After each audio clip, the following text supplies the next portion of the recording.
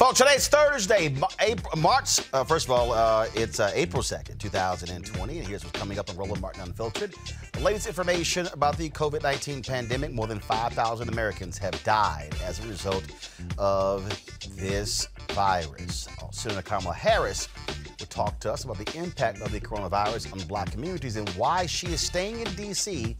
to fight on behalf of all Americans. Also, Minnesota Senator Amy Klobuchar will join us to talk about expanding mail-in voting, while in Wisconsin, Republicans are fighting that.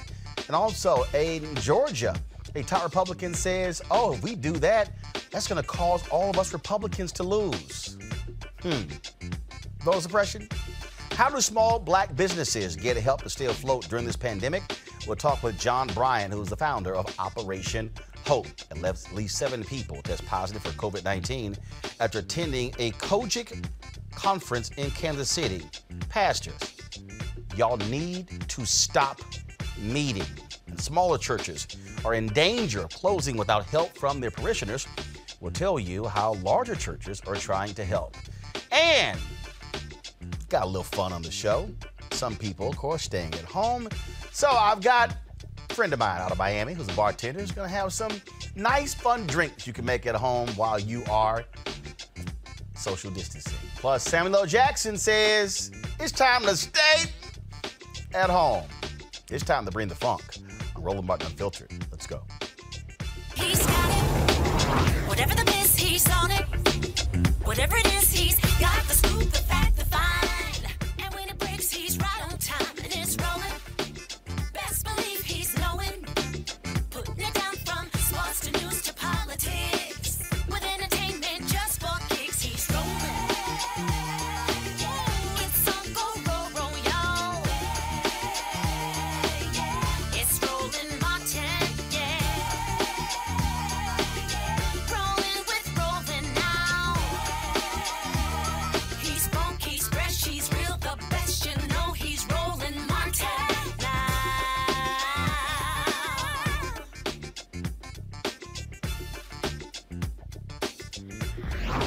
Martin. Folks, as of today, there are 237,497 confirmed cases of COVID-19 in the United States and its 3 U.S. territories.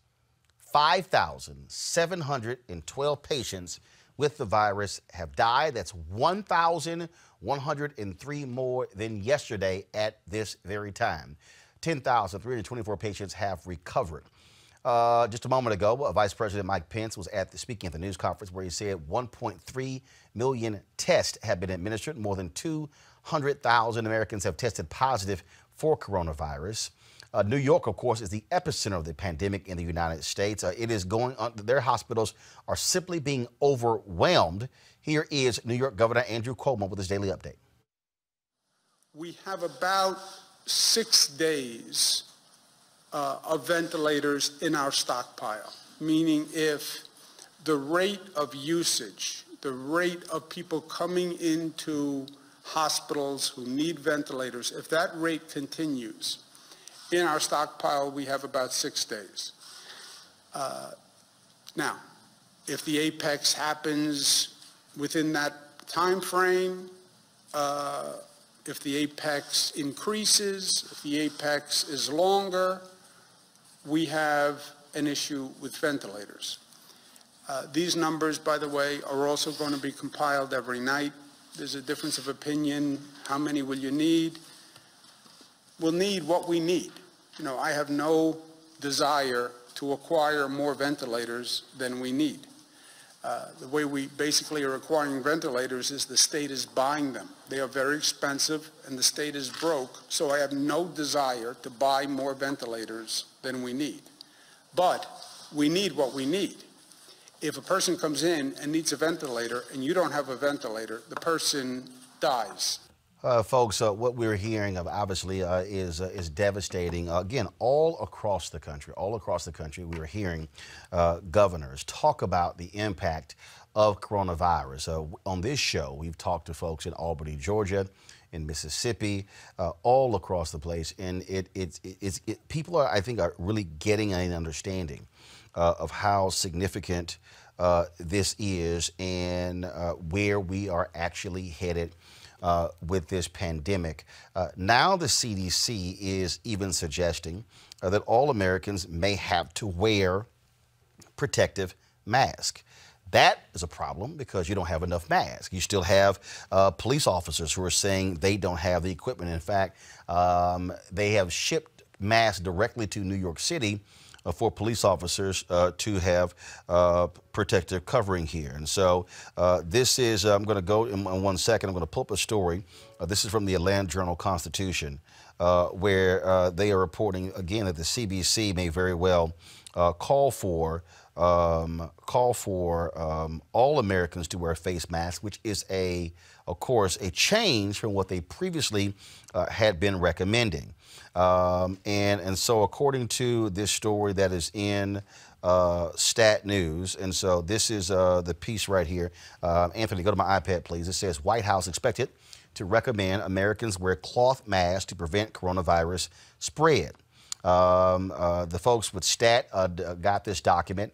It says the CDC recommended that the public use homemade face coverings when in public, reserving higher grade protective equipment like N95 masks for hospitals and healthcare workers who have faced severe shortages in personal protective equipment as the coronavirus pandemic has accelerated through the United States. And so once that actually officially comes down, we will certainly let you know that. There's a briefing that is taking place right now at the White House, this daily briefing. As we told you, Donald Trump spoke earlier. He's since left. I told you we do not take the news conference live when he is speaking because he, frankly, has lied far too much at the podium. There is a White House admiral who is speaking right now. So simply let's go to that news conference. Talk about this air bridge, which you may have heard about. I'm going to talk about data. As you said, Mr. Kushner is absolutely right. We're trying to be data driven, and then I'm going to talk a little bit about how we're trying to expand the industrial base here to meet this challenge. So the first thing I want to talk about is surgical masks. So you've quickly stated numbers here. So I'm about to go through several different slides to give you just scale and magnitude of federal resources that have been applied at the problem. So 27.1 million surgical masks pushed out to state governments. For N95 masks, 19.5 million N95 masks. And so if I was in a local hospital that was running short, I would look upward because the federal government has pushed out resources. So for protective gloves, 22.4 million pairs of protective gloves. For face shields, 5.2 million face shields. For ventilators, we have pushed. You just keep showing that so we can actually see it.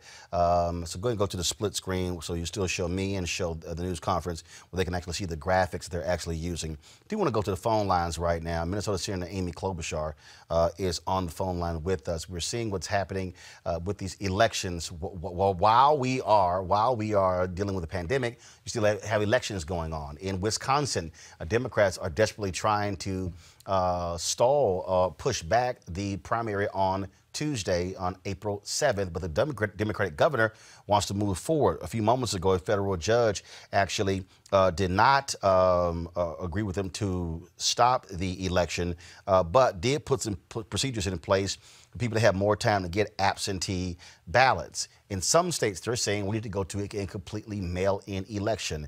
Senator Klobuchar, are you with us?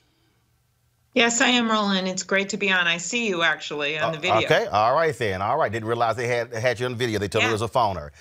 This election is a huge piece because look, the reality is people congregate when you vote. If you have long lines, they're sitting right next to each other.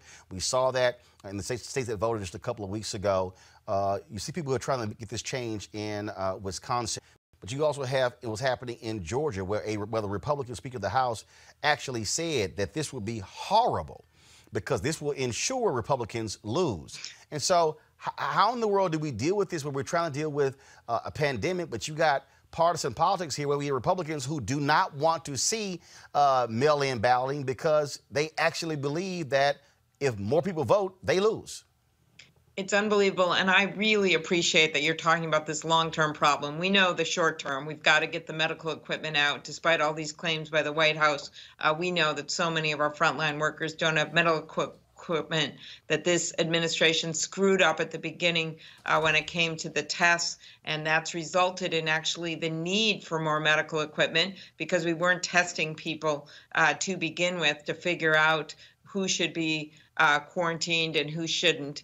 And we will have plenty of time to litigate all that. But right now, we're in the middle of a medical crisis. We're in the middle of an economic crisis, getting those unemployment benefits and help out to the people that deserve it. And we all know that African-American community and our minority communities are so much more hurt by this. They can't go over to some, big house and try to find a room to isolate in. So we've got that going on. But none of this is going to change unless we don't let our democracy function. And that's why, as you've seen these primary elections delayed in so many states like New York for good reasons, we know what's just around the corner, Roland, is the federal election in November. We must allow that to go forward. We voted in the middle of major wars, in the middle of the Depression. We can do this. So that's why I have a bill that's supported by so many major democracy groups, and it would simply allow people to expand vote at home, to expand vote by mail, and to do that by paying for postage, by paying for the envelopes, by getting it out to the people. You are right. We have had some Republican resistance, but we've also had Republican Secretary of States in states like Washington State and Iowa that have said, you know what, we need the funding and we need it yesterday. So that's why in this next group of money, which I think is going to start from the House, Speaker Pelosi is devoted to doing this. We're going to have to need more funding to make it easier to vote. And then for people that still will go to the polls, and there will be people that do that, that's how they're used to voting, we've got to make early voting happen all over the country and happen 20 days in advance so we don't have a massive group of people at the polls at the same time. But the problem that we have, elections are not federal elections. They're actually state elections. And so doesn't that mean you can pass a bill in Congress, but the states don't have to follow it. They can do what they want to do. So what happens if in one state they say, no, we're not going to do mail-in balloting. We don't care. We're not going to extend early voting. What do we do? Yeah. So you are right, except what our bill would do is basically demand these states to do these things and to put these reforms in place, and then also to get the funding out there to go with the reforms. What we have done so far is in that last big bill that passed, we did get $400 million. We want $2 billion, $400 million to go out to the states. In the next bill, we will do what we can to get more money, and I believe we will be successful, but also to tie some reforms and then to push in individual states to get that done. But I think it is so ironic as you bring up Georgia. Stacey Abrams would be governor of Georgia right now if we didn't have the guy that's there now who was then Secretary of State who enforced the laws in a way that made it impossible for people to vote. And we know we're up against a lot. But that doesn't mean we don't try, Roland. And I don't think you'd be bringing this up on the show if you didn't know that there are Democrats and Republicans that want to be able to vote. We've just got to tear down that roadblock, which are the elected officials in Washington, D.C., and the people across the country. Because I can tell you, a veteran out there, when seniors are at most risk, he wants to vote. A grandma out there who's voted her whole life, she wants to be able to vote. And so that's what we have to work on, is just everyone's desire to not pick between safety and voting. One of the things that we talk about in terms of the mail-in balloting as well, What's the status of the post office? I mean, I keep seeing these stories that they're talking about they might run out of cash. Will you have workers there? I mean, bottom line is if you're going to do massive mail-in balloting, you got to have a functioning postal office service to do it. And that is part of the next bill as well, more funding for the post office, because they're set to lose their funding if we don't do anything about it. And so a number of us have been working on that at the same time. I think we can do this. It's one thing. It is still months away. As you know, the Democratic, as you mentioned, Democratic National Convention is now postponed till August in the hopes that we can have some form of a convention. Well, there's every reason to know that we can have an election, but we have to plan ahead. Something that this administration failed to do with this entire pandemic, including getting the testing out when this started in China and getting things approved. Instead, what do? They say, oh, the CDC will handle this. We'll have everyone else stand down. That test got delayed, and look where we are now. They didn't get the equipment out. That's why those of us and the loudest of voices have to stand tall and say, we're not going to let them ruin our democracy. We are going to have an election. So let's talk about this here. So if we do mail-in balloting, how does it, for people who don't do this, how does it work in that, how do I know my ballot was actually counted? So do I receive something? I mean, how do I know? Yeah, well, what this has worked very well in some states like Oregon, Colorado. What you do is you get the ballot by mail and then you sign it. You have your signature and then they send it back and then you get something saying it's been received. It's actually worked incredibly well. But let's not be naive. We're not going to be in 8 months changing the whole government so everyone votes that way. Right now, every state has the capability to do this, so we aren't starting from scratch, right? Those absentee ballots. Many people that are watching this right now have sometime filled out those absentee ballots. It's the same idea. It's just that some states make it harder to get those ballots, and we want to expand it. But let me emphasize, and the civil rights groups are with me, one, on supporting this bill. We just did a call with the NAACP and with Senator Wyden and others, and the Leadership Council of strong support for this bill. Because we also have to acknowledge that while we expand at-home voting, we also want to keep the polls and make them safe. So what does that mean? Number one, as I mentioned, early voting for 20 days. But number two, training a whole generation of poll workers. Funding is in this bill for that. We can't rely on our seniors if this virus is still out there in November when they are the most vulnerable to be working at the polls. And so a lot of this is going to get a new generation of poll workers trained to be part of our democracy. Well, I certainly agree with that. Look, my parents are both 72. They work the polls. They've been doing that for years. Now, does that surprise me at all when you are their son? Well, they've been doing it for years, and so we definitely want to keep them safe, and so we'll certainly keep watching this. First, we got to get through the primaries before we even get to what happens in November. Senator Amy Klobuchar, Minnesota, we appreciate it. Thanks a lot. It was great to be on again, Roland. Thank you. Thank you. Keep it up. All right, folks, let's go to our panel. Joining us is Dr. Greg Carr, Chair of the Department of Afro-American Studies, Howard University, Reese Colbert, Black Women's Views, and also Erica Savage-Wilson, host of Savage Politics podcast. Greg, I want to start with you. You heard the senator there. When you hear what this Republican in Georgia said, the Speaker of the House, he literally said, we should not be doing this because that's going to ensure Republicans lose, conservatives lose. They are scared to death. We played the video yesterday what Donald Trump said on Fox News. Oh, they want to do all these things and Republicans will never get elected. They are admitting that if more people vote, Republicans are going to lose. Absolutely. For those who missed it, I would encourage everyone to go back and look at your discussion with Mayor Keisha Lance Bottoms from Atlanta yesterday. Near the end of that interview, she said the magic words, elections matter. And that's true. I mean, of course, the majority leader in the state Senate in Georgia, David Ralston, said that. Because, you know, the beautiful thing about a crisis, and there's nothing beautiful about this at all, but the effective thing about a crisis is it reveals the character. It reveals what's inside you already. These Republicans are about vote suppression because they can't win the game of demography. They are anti-democratic, small d democratic. And when he said that, he was just saying what they all believe. And in fact, when Senator Klobuchar and Ron Wyden introduced this bill, there was a Republican from Illinois who came out with that old canard of states' rights. You're taking the rights away from states. But as Senator Klobuchar just said, as we heard, states have this capacity, and states, primarily states controlled by Republicans, have tried to minimize the effectiveness of mail-in ballots by creating all these preconditions before they will give you an absentee ballot. Finally, I think, again, going back to yesterday, what we see is, and this is for my friends who argue that all the parties are the same, no. What we saw with Brian Kemp yesterday, who's the criminal enterprise that happened in Georgia that led to him being the governor, was muted in part by Keisha Lance Bottoms and black people being in charge of the cities. What you saw in Albany, and I'm sure Eric is going to talk about that in a second, that comes because the state is trying to intervene. And finally, in Mississippi, where this fool wouldn't shut anything down, Chokwe Antar Lumumba, the mayor of Jackson, Mississippi, says, I have the authority. Elections matter, brother, and this is another example of why. Erica?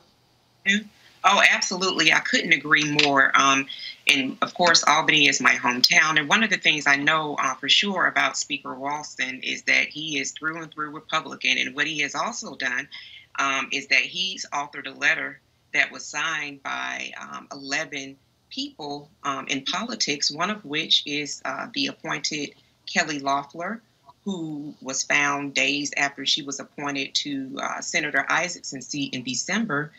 January 24th, started selling stock after sitting on that Senate Health Committee and hearing about coronavirus. And so when we think about the people who are Republicans in the state of Georgia and our politicians, this is of no surprise whatsoever. Speaker Ralston has definitely been in lockstep with Kemp, Sonny Perdue, who was the previous governor, and Nathan Deal, both previous governors of the state of Georgia. And so one of the things that they did in that letter that they penned is reach out to the current Secretary of State to say that the delay to May 19th from the March 24th primary date, presidential and general primary, be delayed once again. And so interestingly, the Secretary of State, Republican Secretary of State, Brad Raffensperger, has said no, they will go forward May 19th. And so they're really pushing for that to be pushed out into the June timeframe. Another thing about the absentee ballot that I was thinking about while Republicans push against that is you're thinking about people that are actively on the voter rolls. Speaking about Stacey Abrams, that was one of the things that she and her nonprofit organization, Fair Fight, was pretty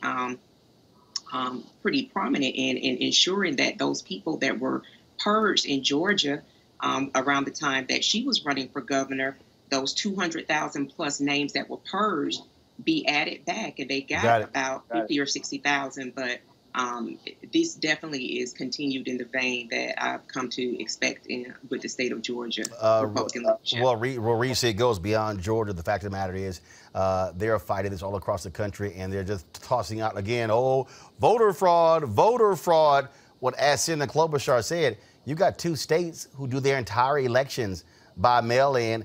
They have a higher voter turnout, and you don't have all this drama about voter fraud. Yeah, and to be honest, the Republicans are the ones that are engaging in voter fraud. They're the ones that are, disproportionately throwing out voter absentee mail-in ballots from Black communities and from people of color communities. And so if anybody's engaging in voter fraud, it is the Republicans. They purge Black voters. They block access to the ballot box. And so that is who we need to be worried about. But taking it back to Georgia, it's water under the bridge now, but we have to make sure that we don't take our eye off the balls with these secretaries of state. Brian Kemp was able to steal that election because he was Secretary of State and running for governor. Even though Stacey Abrams didn't make it to the runoff, there was an opportunity to have a Democratic Secretary of State, and the voter participation in that December runoff fell off. So we have to make sure that not only are we getting Democratic governors, but we're also getting Democratic secretaries of state, people that will honor the ballot box. All right, folks, hold tight 1 second. Got to go to a break. When we come back, we're going to hear from Senator Kamala Harris, who is talking about why she is staying in D.C. to fight on behalf of African Americans. And she's encouraging Black businesses to apply for those federal dollars to make sure we stay in business. We'll also hear from John Hope Bryant, founder of Operation Hope, who is also fighting to make sure that black small businesses are getting our fair share of that $2 trillion bill passed by Congress. Folks, you're watching Roland Martin Unfiltered. Back in a moment. You want to check out Roland Martin Unfiltered? YouTube.com/Roland S. Martin. And subscribe to our YouTube channel. There's only one daily digital show out here that keeps it black and keep it real. It's Roland Martin Unfiltered. See that name right there? Roland Martin Unfiltered. Like, share, and subscribe to our YouTube channel. That's YouTube.com/Roland S. Martin. And don't forget to turn on your notifications so when we go live, you'll know it. Senate Majority Leader Mitch McConnell and Republicans have had the audacity, the unmitigated gall to say Democrats were ignoring the coronavirus because of Trump's impeachment. Yet here is Senator Kamala Harris in a Senate committee hearing of Homeland Security on February 12th. The American people also, Mr. Chairman, need to hear from the officials who are currently responsible for addressing this. And we need a public hearing with current government officials as soon as possible. It is critical to my state of California. I have spoken with some of the current officials and asked them why they are not here today. And they did not have they did not have a good response for why they are not. In fact, they went on to say, well, we have to take time to prepare talking points. The American people deserve them to be here this morning. Joining us right now is Senator Kamala Harris of California, coming live from Washington, D.C. Senator Harris, always glad to have you back on the show. It's good to be with you, Roland. So it has been laughable to watch these daily news conferences, which really is Donald Trump's reality show, and to listen to him talk about how everything is great and wonderful and perfect and how great they've been doing, and they get a 10 out of a 10, when in fact, in February, you and other Democrats were saying, what is happening with this? Senator Chuck Schumer, January 26th, called for a national emergency. They were not paying attention. Trump was not paying attention. Right. No, but you have the film of that hearing. We also had many closed-door hearings, which one I asked, why were they closed-door? Because the American people needed to hear what was going on. But there were very few answers then and still. You know, listen, we just heard a report from the president's own scientists that there is an estimate that up to 250,000 Americans will die because of this pandemic. And one of the things that we know, we certainly couldn't have avoided it arriving on our shores, but we could have mitigated it, and that would have been by responding immediately to the seriousness of the crisis and embracing truth, embracing fact, embracing science. But instead, we had a president who was referring to this as a hoax. All right, folks, we're going to do this here. We recorded the interview early. We're going to have an issue with our playback. I'm going to go to a break. Anthony, go ahead and play our Pocket Square commercial to give us a couple of minutes to buy some time. We're going to get this problem fixed, and then we'll come back with the full interview. Back on Roland Martin Unfiltered in a moment. All right, so a lot of y'all are always asking me about some of the pocket squares that I wear. Now, Robert don't have one on. Nope. Now, I don't particularly like the white pocket squares. I don't like even the silk ones. And so I was reading GQ magazine a number of years ago, and I saw this guy who had this pocket square here, and it looks like a flower. This is called a shibori pocket square. This is how the Japanese manipulate the fabric to create this sort of flower effect. So I'm going to take it out and then place it in my hand so you see what it looks like. And I said, man, this is pretty cool. And so I tracked down, it took me a year to find a company that did it. And so they make these about 47 different colors. And so I love them because, again, as men, we don't have many accessories to wear, so we don't have many options. And so this is really a pretty cool pocket square. Now, what I love about this here is you saw when it's in the pocket, you know, it gives you that flower effect like that. But if I wanted to also, unlike other, because if I flip it and turn it over, it actually gives me a different type of texture. And so therefore it gives me a different look. So there you go. So if you actually want to get one of these shibori pocket squares, we have them in 47 different colors. All you got to do is go to RolandSMartin.com/pocket squares. So it's RolandSMartin.com/pocket squares. All you got to do is go to my website, and you can actually get this. Now, for those of you who are members of our Bring the Funk fan club, there's a discount for you to get our pocket squares. That's why you also got to be a part of our Bring the Funk fan club. And so that's what we want you to do. And so it's pretty cool. So if you want to jazz your look up, you can do that. In addition, y'all see me with some of the feather pocket squares. My sister, who's a designer, she actually makes these. They're all custom made. So when you also go to the website, you can also order one of the customized feather pocket squares right there at rolandsmartin.com/pocket squares. So please do so. And of course, it goes to support the show. And again, if you're a Bring the Funk fan club member, you get a discount. This is why you should join the fan club.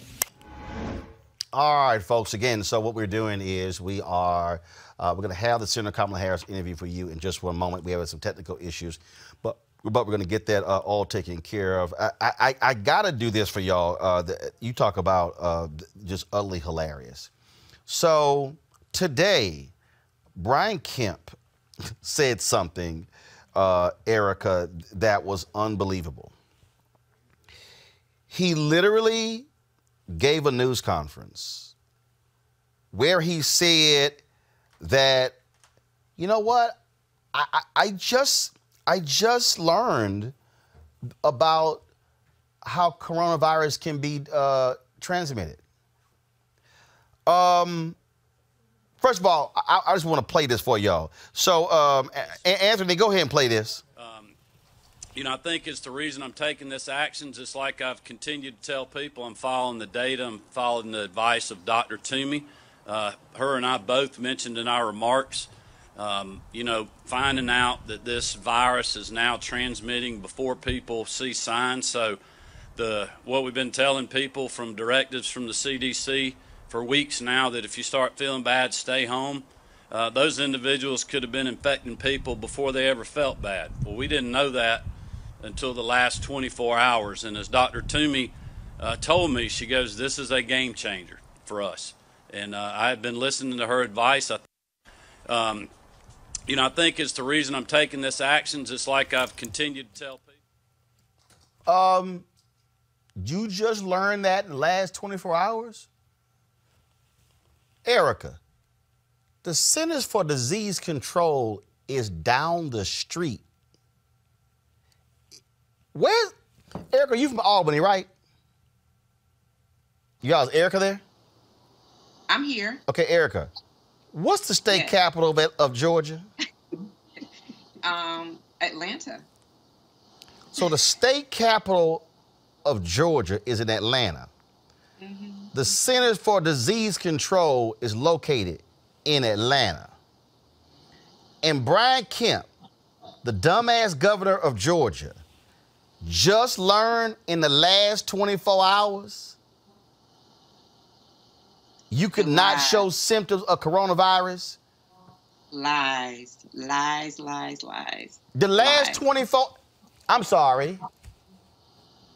Yeah, and I'm glad you said it the way that you said. It gave me a moment to just smile, because unfortunately, Georgia, which has the fourth largest Black population in the nation, Dougherty County, where I'm from, Albany, is leading in coronavirus cases. And what makes this not laughable to me is that of all of the people that have passed away in Dougherty County, one of those people that passed away after 24 hours on last Saturday was a great asset to the community, and a dear friend, Femi Anderson, who is a proud Albany State University graduate, the Unsinkable Albany State University, and that she also was a big influence in music and culture in the city. And so to have that type of loss from a dear friend, understanding that within that state, this is the same governor who actually stole that title, the same governor who practiced for 8 years while I was living there as well, practiced purging folks from off of the rolls. You're talking about millions of Georgians under his tenure were purged from the roll, and not all of those names added back. You're talking about our personal information was lost at least twice. Voter information supposed to be very much so protected information twice under Brian Kemp's tenure as Secretary of State. So when I hear Brian Kemp talk, all I think about is Trump sycophant. He assumed that governorship under false pretenses. And so to say that he only learned that people were able to be asymptomatic and be carriers of the coronavirus, I don't believe that at all. He's proven himself to not be executive material, to not be a leader. And as you brought up before, and I believe it was Dr. Carr maybe that brought it up before, that were it not for Keisha Lance Bottoms and many of those individuals who are Black and who have a very good understanding that when we talk, when we provide solutions, we're not just providing solutions for our community. It is for the net benefit of all. And so it's crazy. You're the governor. I'm trying to figure out all these people. We just found out. We didn't realize these things could happen. Every day we have been talking about how you can get it. You don't have to show symptoms. Every day, oh my goodness, we didn't know that the last 24 hours, we just figured out what was going on. Oh my goodness. And people will believe that. I don't get it. And run with it. Reese, it makes no sense. Yeah, I mean, it's bullshit. Let's just be honest. I mean, have you talked to your fellow Republican governors, Governor DeWine in Ohio or Governor Larry Hogan in Maryland are doing a really good job of responding to this? Are you talking to Donald Trump? I know he's had conference calls with different governors. Are you paying attention to Mayor Keisha Lance Bottoms, who's doing extraordinary work down there in Atlanta? You have to literally have your head under a rock to not understand that asymptomatic people can transmit the coronavirus. And now today we're even hearing that you could potentially transmit coronavirus just by simply breathing or talking. And so he, of all people, a person who's responsible for a major state in this country that's having an outbreak, needs to be on top of this stuff. There is absolutely no reason, no excuse for it. I mean, like Erica said, we all know that he's lying, but just the fact that he feels emboldened enough to be that ignorant or to pretend to be that ignorant says a lot about his Republican supporters in the Republican Party, period. Greg, when you look at, again, the reason I find this to be laughable, because we already know Florida Governor Ron DeSantis, chief idiot. Then he got moved aside as chief idiot by Mississippi Governor Tate Reeves. With this comment right here, Brian Kemp is now the chief idiot. Well, they all sing in the same chief idiot choir. If you were making a cartoon and literally drew what an idiot would look like, you've named 3 living caricatures who would be in that cartoon. These are men who either stole elections, see DeSantis and Kemp, or are in states like the Governor Tate Reeves of Mississippi, where people have chosen their whiteness over their life. The fact that you've got to have cease and desist orders sent to companies like Hobby Lobby. And remember Hobby Lobby from the Supreme Court case a couple of years ago, where they were fighting not to give and allow their employees to have contraception and be covered with insurance. You are talking about ideologues. Brian Kemp is a liar. What we heard Sister Savage Wilson say with the eloquent phrase used in our Black American community, lies, lies. He's a liar, and ignorance and deceit are not mutually exclusive. At that same press conference, he threw his chief medical advisor under the bus, and she's standing back there like the same hostages on Donald Trump's daily press conference, not saying a word. Well, I rely on her. And then meanwhile, when you interviewed Mayor Lance Bottoms yesterday, she named the guy at the Emory Medical Center she's in contact with every day, who told her, you've got to the 24th of...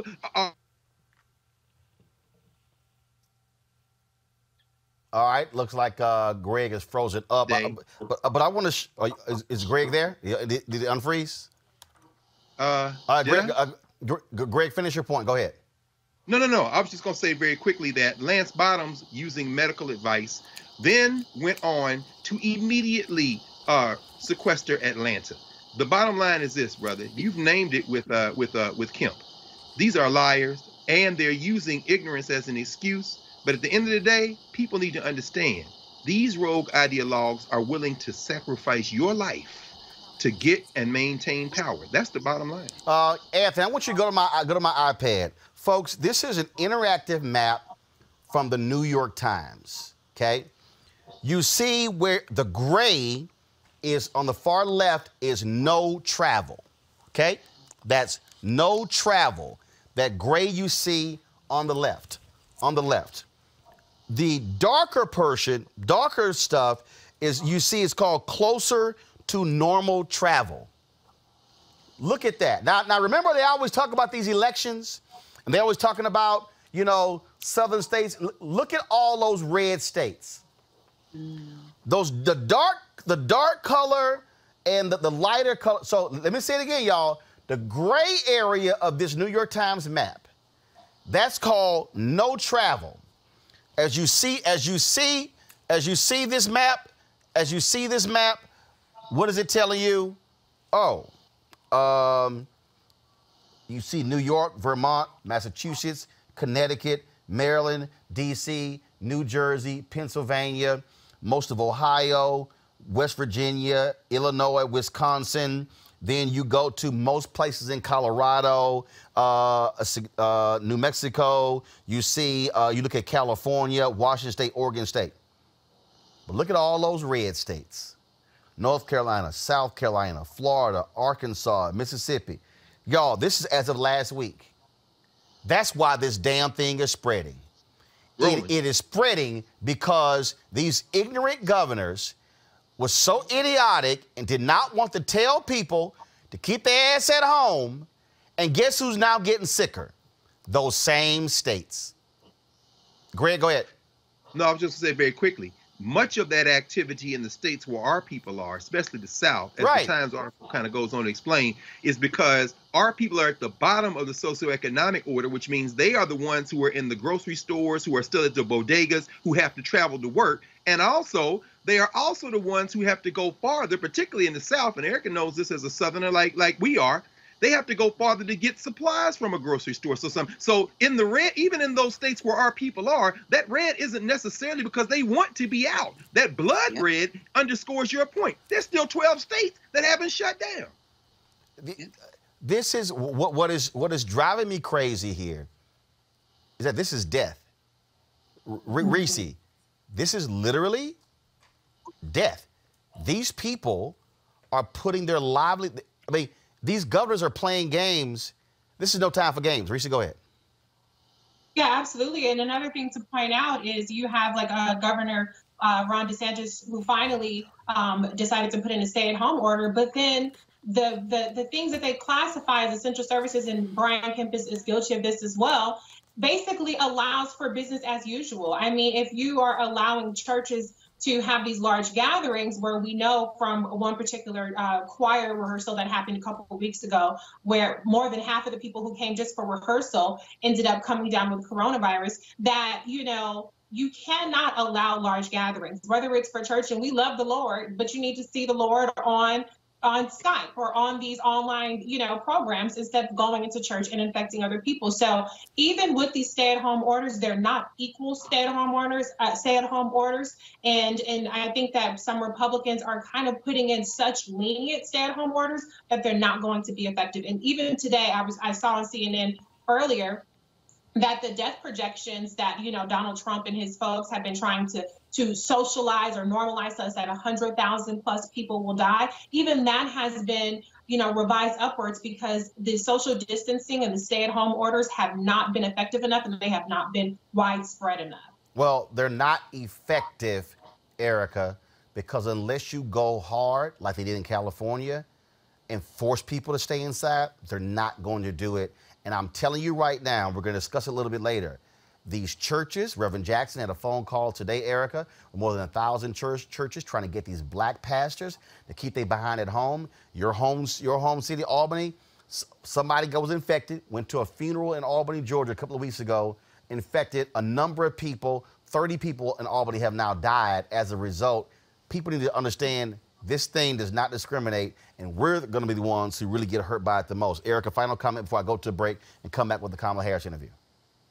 Right. And so faith without works really is truly dead. So I think what people, and Reese mentioned it, I mean, as a believer, we actually have to employ faith in action. And as a person who believes in what that means your tithes and your offerings, treat it like a monthly bill, but sow into wherever you are fed.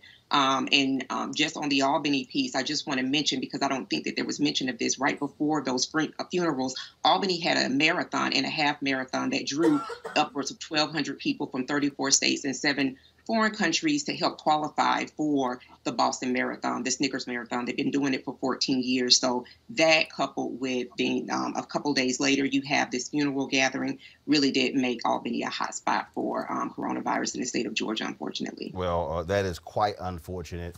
All right, folks, so we figured out our technical issues, and so here is the interview that I promised earlier with Senator Kamala Harris.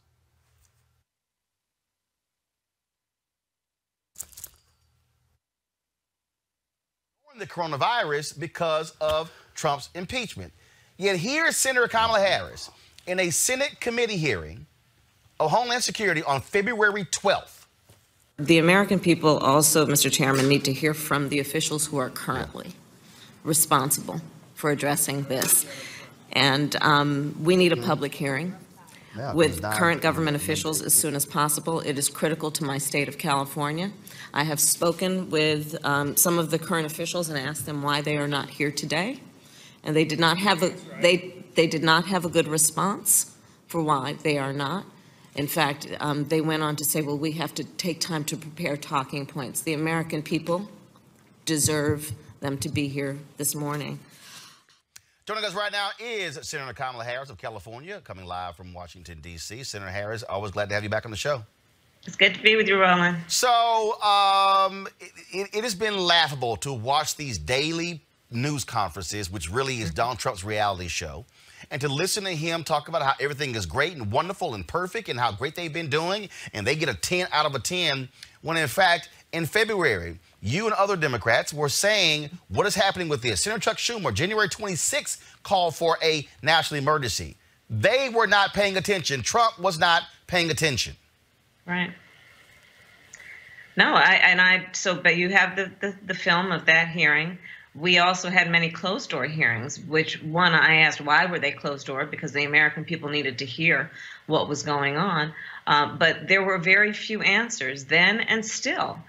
You know, listen, we just heard a report from the president's own scientists that there is an estimate that up to 250,000 Americans will die because of this pandemic. And one of the things that we know, we certainly couldn't have avoided it arriving on our shores, but we could have mitigated it, and that would have been by responding immediately to the seriousness of the crisis and embracing truth, embracing fact, embracing science.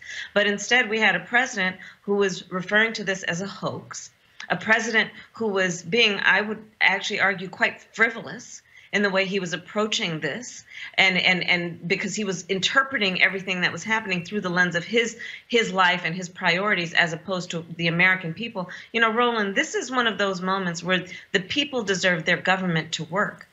The government has 3 essential functions: public safety, public education, and public health.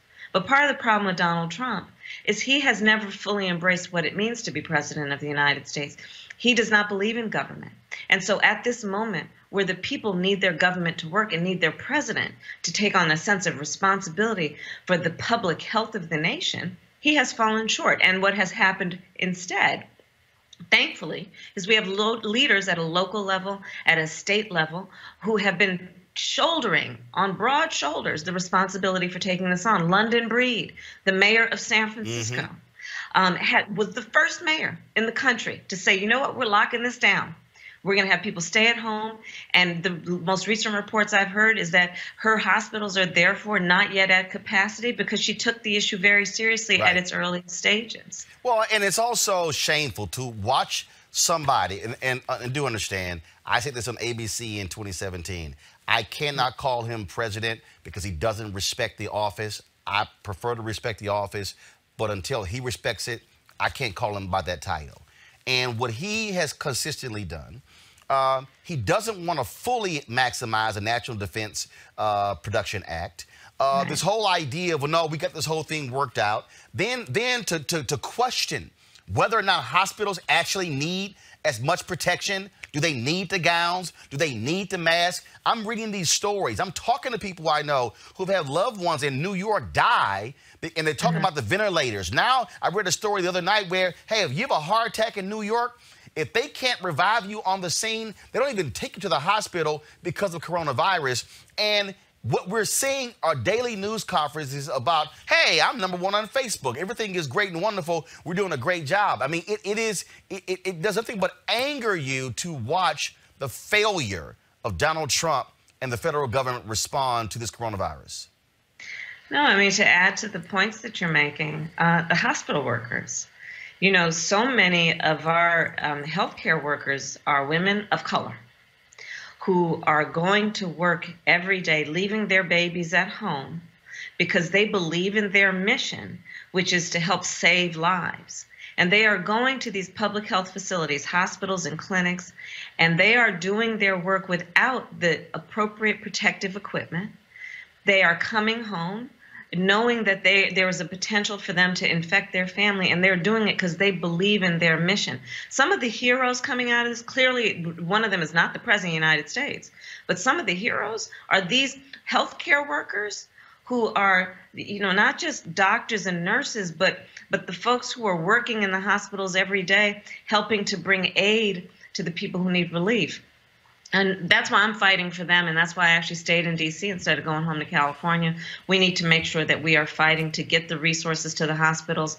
This last $2 trillion bill that we passed granted $150 billion to hospitals, but it's a good start, but it is so not enough. I yesterday was in a phone conference with the 13 biggest mayors in California talking about the needs that they have for tests, for masks. You talk about the Defense Production Act. So here's the thing.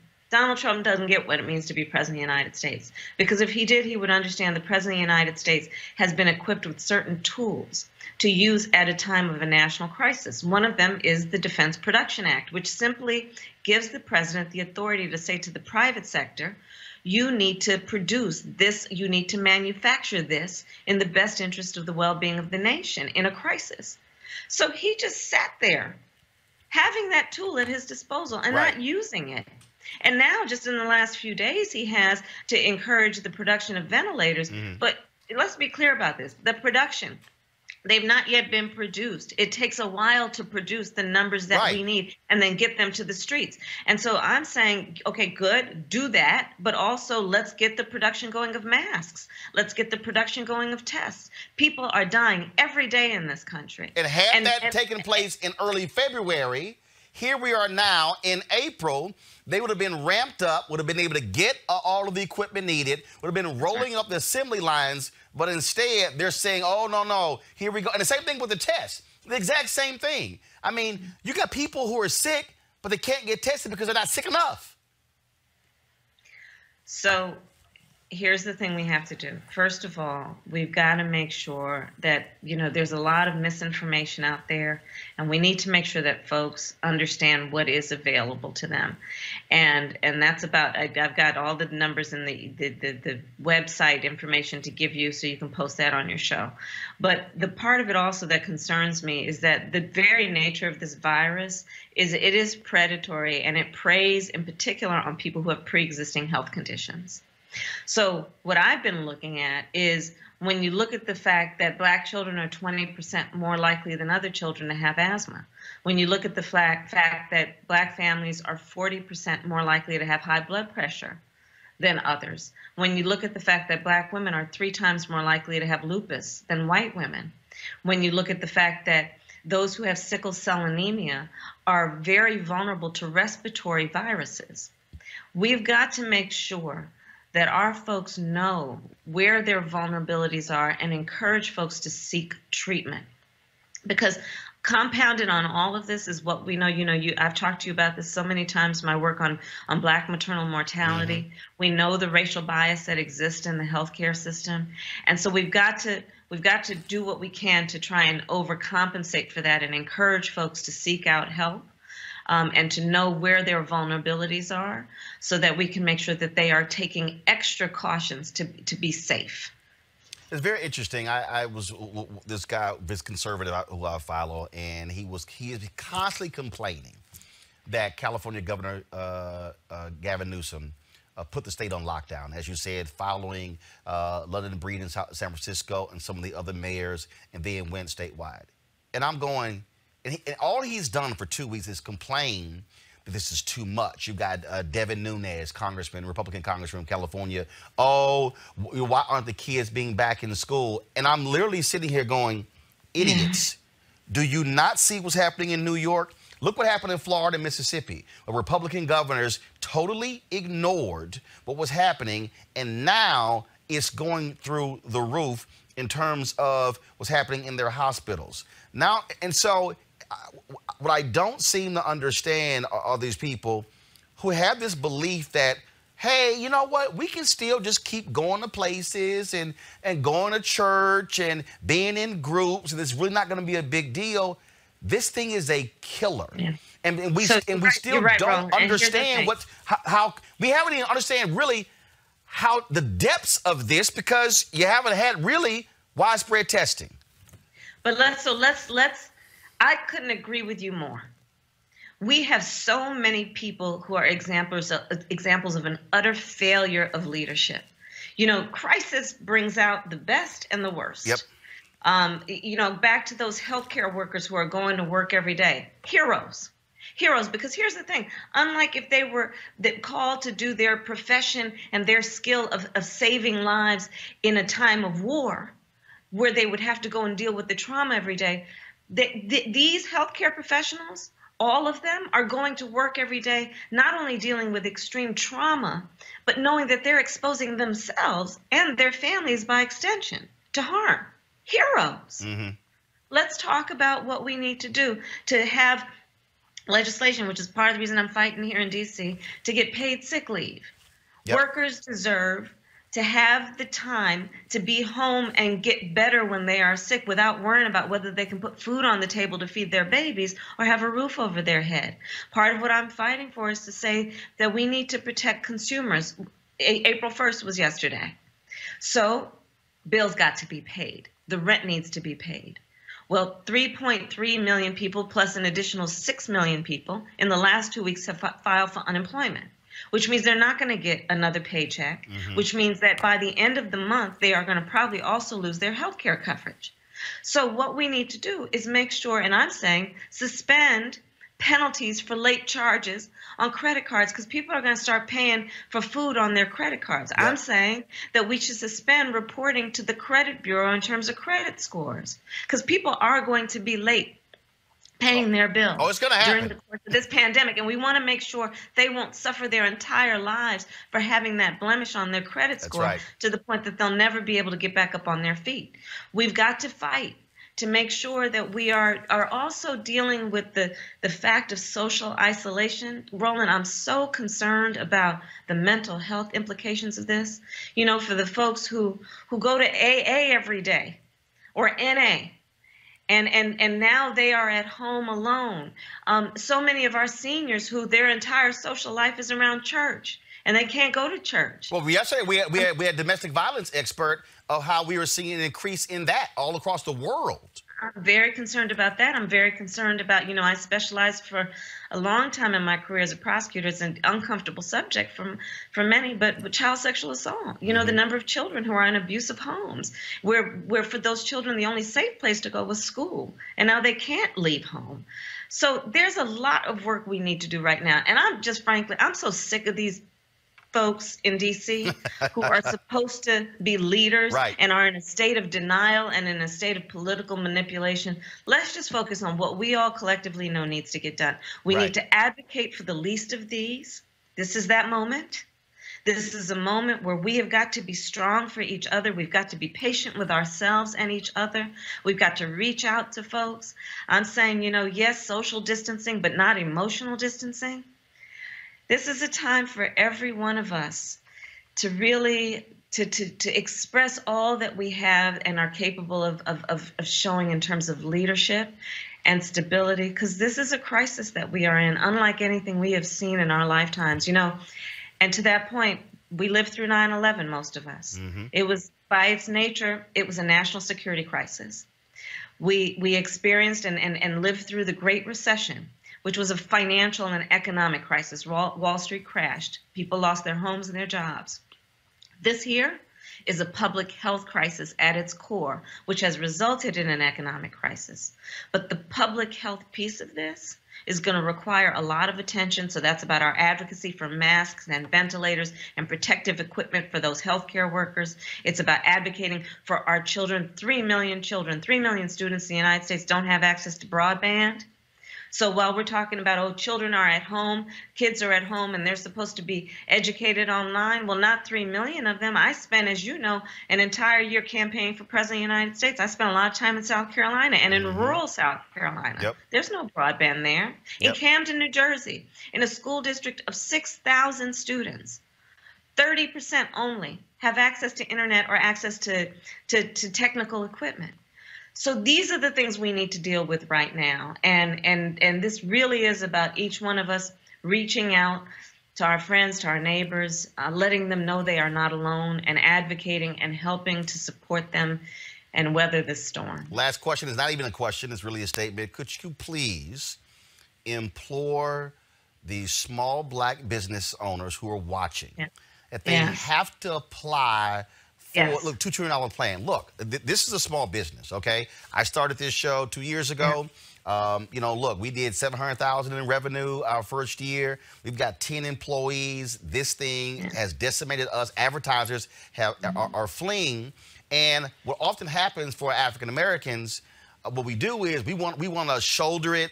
We don't want to sit here and file. But the money is there for small businesses. Black entrepreneurs have got to fill that paperwork out to save their businesses, because that's also saving your employees.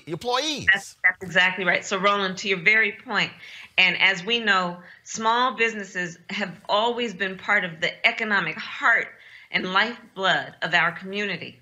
And our small business leaders like you are not only business leaders, but civic leaders and role models and mentors in the community.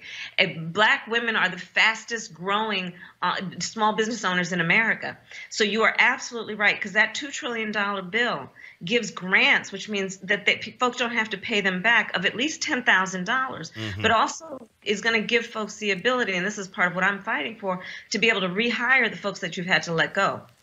So let's make sure that everyone takes advantage of this, because it is meant to help you stay alive as a business, and we know that is so critical to the well-being of our community. Well, you're absolutely right. One of the things that we made here, look, unfortunately, when I watch these network I swear you don't see any black experts.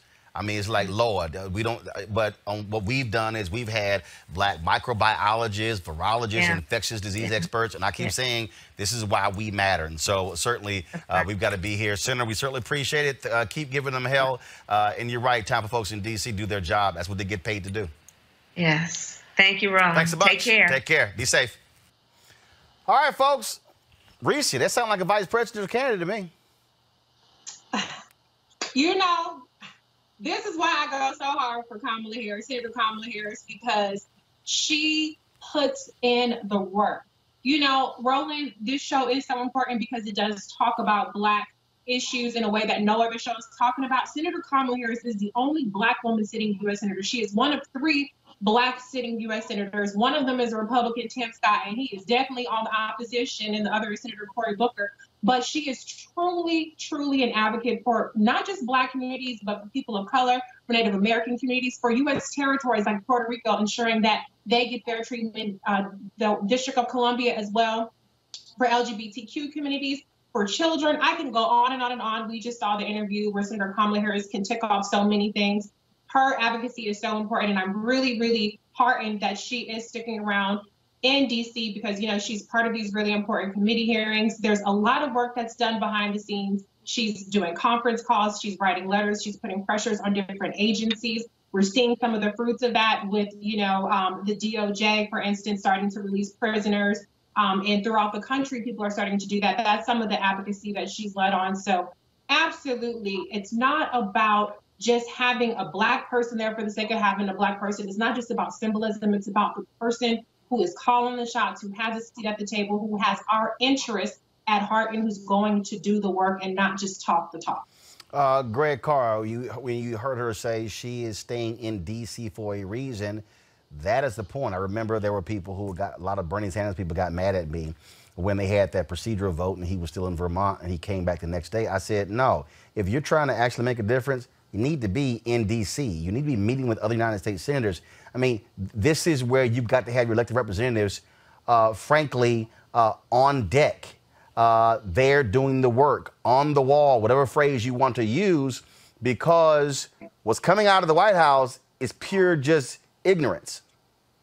No, it is pure ignorance. I mean, I'm not conflicted. I think it's kind of complicated. I mean, in the Sanders case you mentioned, it was a procedural vote. And last I checked, Medicare for all is looking better and better every day as people get sicker and sicker. So, but to your larger point, I think Senator Harris is setting an example, and she's consistently done that. You know, it's interesting. I'm on the phone every day or in Zoom meetings with educators, K-12 educators. The point she made about broadband access and internet access is very important. I was talking with a bunch of Philadelphia school folks on Wednesday, or our Philadelphia Freedom Schools meeting, and the young people are reporting out that it's very difficult for them. On the college level, I'm really worried about the HBCUs, particularly the smaller schools, where you see this whole online shift could take them out of the game forever. And so, yes, you were right to emphasize that our tax dollars are being given back to us now because of the work of Senator Harris and others, so that we must now get that money, those small businesses. The thing I want to zero in on just for a second, though, is the tone that Senator Harris took. That she was very keen to emphasize the mental, the emotional challenges we're facing. One of my elders who's in Chicago was talking to her about some of the issues going on there, and she said, you know, people just aren't in that frame of mind to conduct business as usual. So if you are a federal legislator and you've gone home because of family circumstances, or you're trying to do work politically on the ground there, you must remain intimately connected with D.C. If you've done as Senator Harris done, you're given an example of being physically present. But we have to remember, whether it's administrators scheduling Zoom conferences every 2 hours without regard to the fact that people are just trying to get from sunrise to sunset, or other people thinking, well, it's just now all online, we can make that shift. Please follow what Senator Harris is saying and how she said it. Let's have some compassion for each other, because this thing is not going to get better before it gets worse. Erica, again, this is where, as she said, you got to have people at the table. And we've got to ensure they're African Americans. Look, even though Crazy Man is in the White House, you got to have African Americans who are there fighting for black businesses, fighting for HBCUs, fighting for our people, because we are still constituents of this country. We're still taxpayers. Right. And listening to Senator Harris, you immediately understand why it is so very important for us to have a seat at the table. Because, again, going back to what we do when Black people enter the picture, specifically Black women into a place of leadership, having a voice, we lift up all people. Think about the myriad of issues that she rolled out, some things that had not been thought about. I listened to her on an MSNBC interview a couple of weeks ago, and when she was rolling out how we should treat this and the things that are important, that third piece that she brought in, and she's one of the only people that I've heard say this, is she's the approach should be from a public health approach, a public health standpoint, and that it does have economic and all these other implications. And so when you think about the whole person and how that impacts making this really, really serious shift, a shift that when you think about the census, there had to be preparation for that, going to digital, going pretty much all digital. We have in the United States, everybody doesn't have access to broadband. So you have nonprofit organizations like Fair Count that have partnered with other folks to say that, listen, in these rural areas, we're going to be able to provide kind of like internet cafes and hotspots so that people can complete their census. And National Census Day was yesterday. So that is why it is ever important that Black folks, communities of color are at the table Yep. because we are thinking about the whole community, because that's who we are. Well, folks, you heard me talk to Senator Kamala Harris about that very issue in terms of African Americans getting these dollars from the federal government. Joining us right now is John Hope Bryant. He is the founder of Operation Hope. He has been one of the folks out there, again, making that possible, trying to make that thing possible as well. John, how you doing?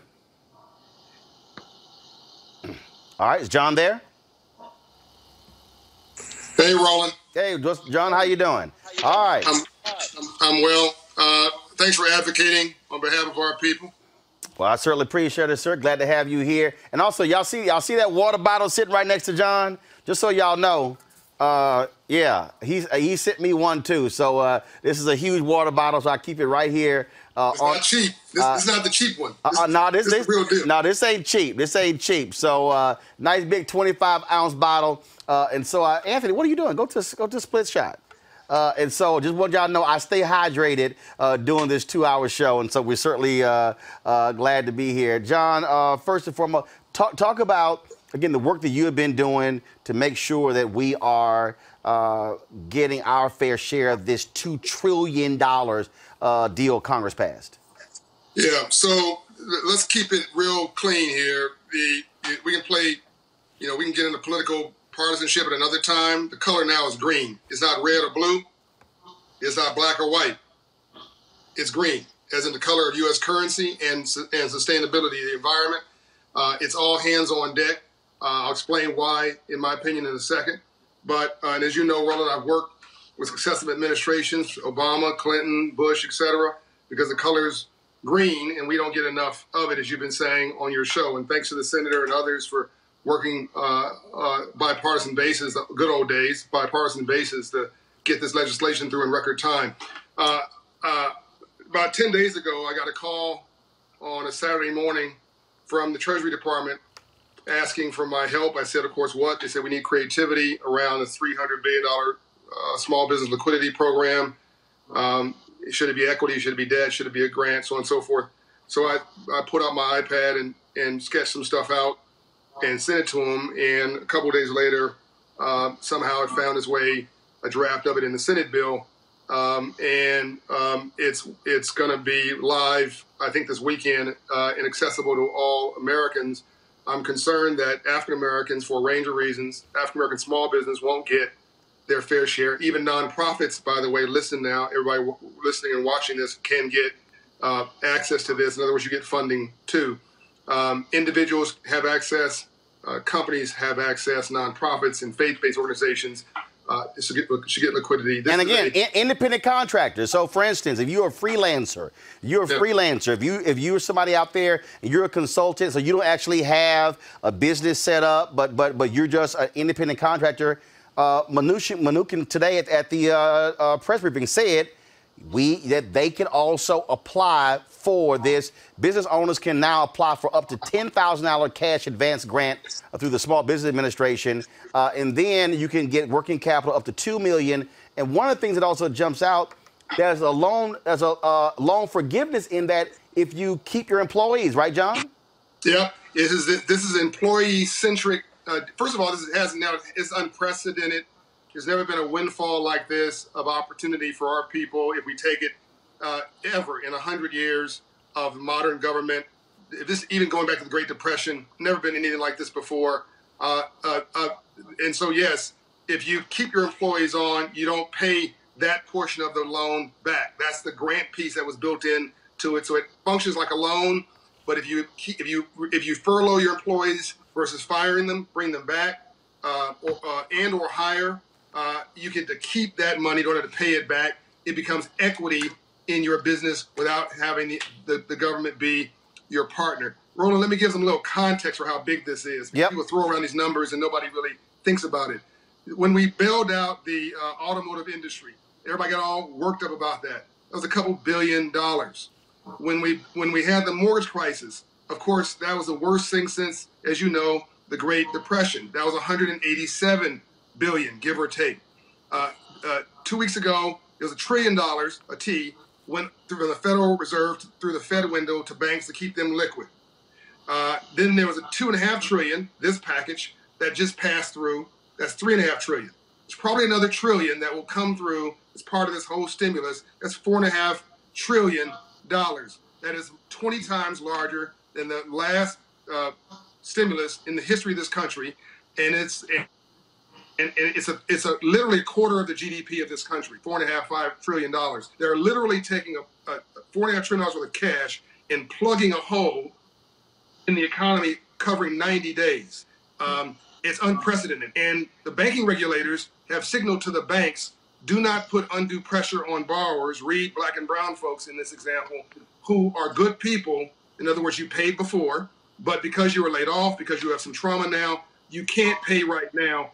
Back off of them, give them 30, 60, 90 days to reset themselves. Do not penalize them, and you can restructure that mortgage. Unprecedented, Roland. The reason this is so important, the reason I'm spending this amount of time on it, and to my panelists, if y'all have a question for John about this, get your questions ready, because I'm going to go to you next on this. It's because, John, and I'm just going to go back to, when, in 2004, when I filed for personal bankruptcy because of health, because my appendix ruptured.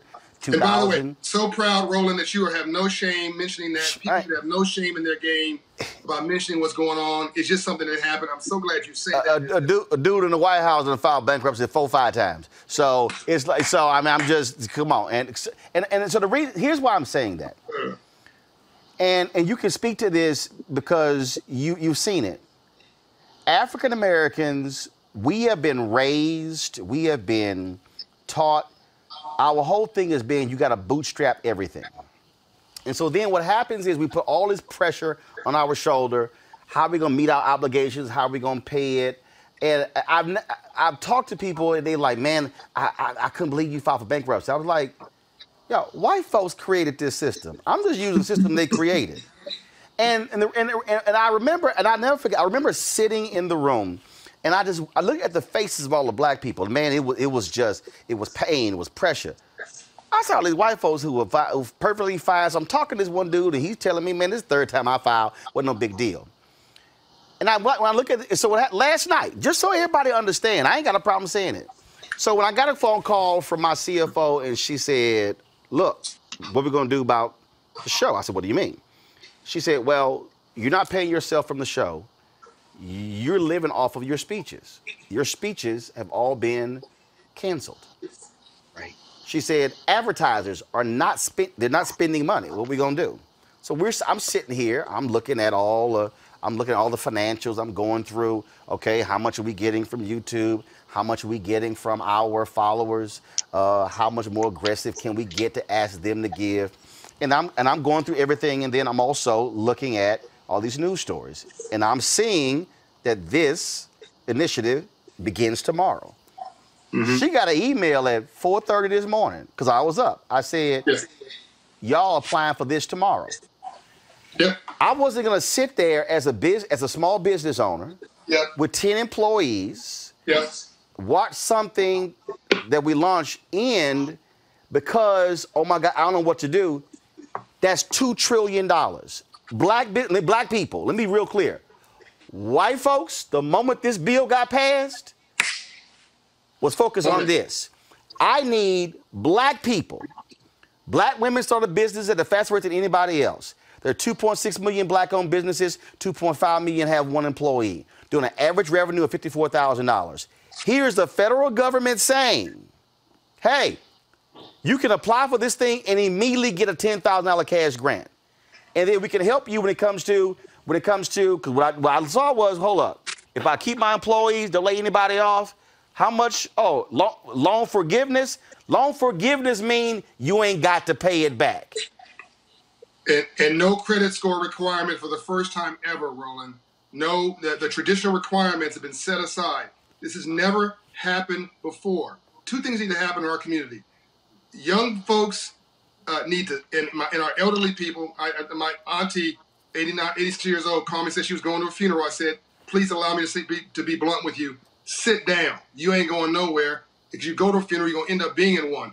We need to tell our folks to go sit down somewhere for 30 days so this crisis of the virus will flatten. Then we need the small business owners to stand up.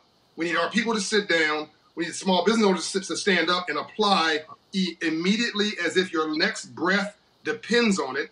There's never been, as you just said, a opportunity that I have witnessed ever like this. This is the federal government telling the bank regulators to tell the banks to go easy temporarily on a black business. By the way, this is not a license for fraud.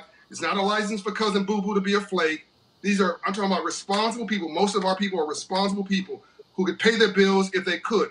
If you're having a situation, you're going to get a 60 to 90 day pause in your financial life. Never happened. That's on the debt side. Now you can sit around, as Roland has done, and reimagine your business plan without financial stress of new debt. Then you get to flip and have this new capital, call it equity, because we don't get equity in our communities, coming in from the, federal government through banks directly to you within 30 days or less.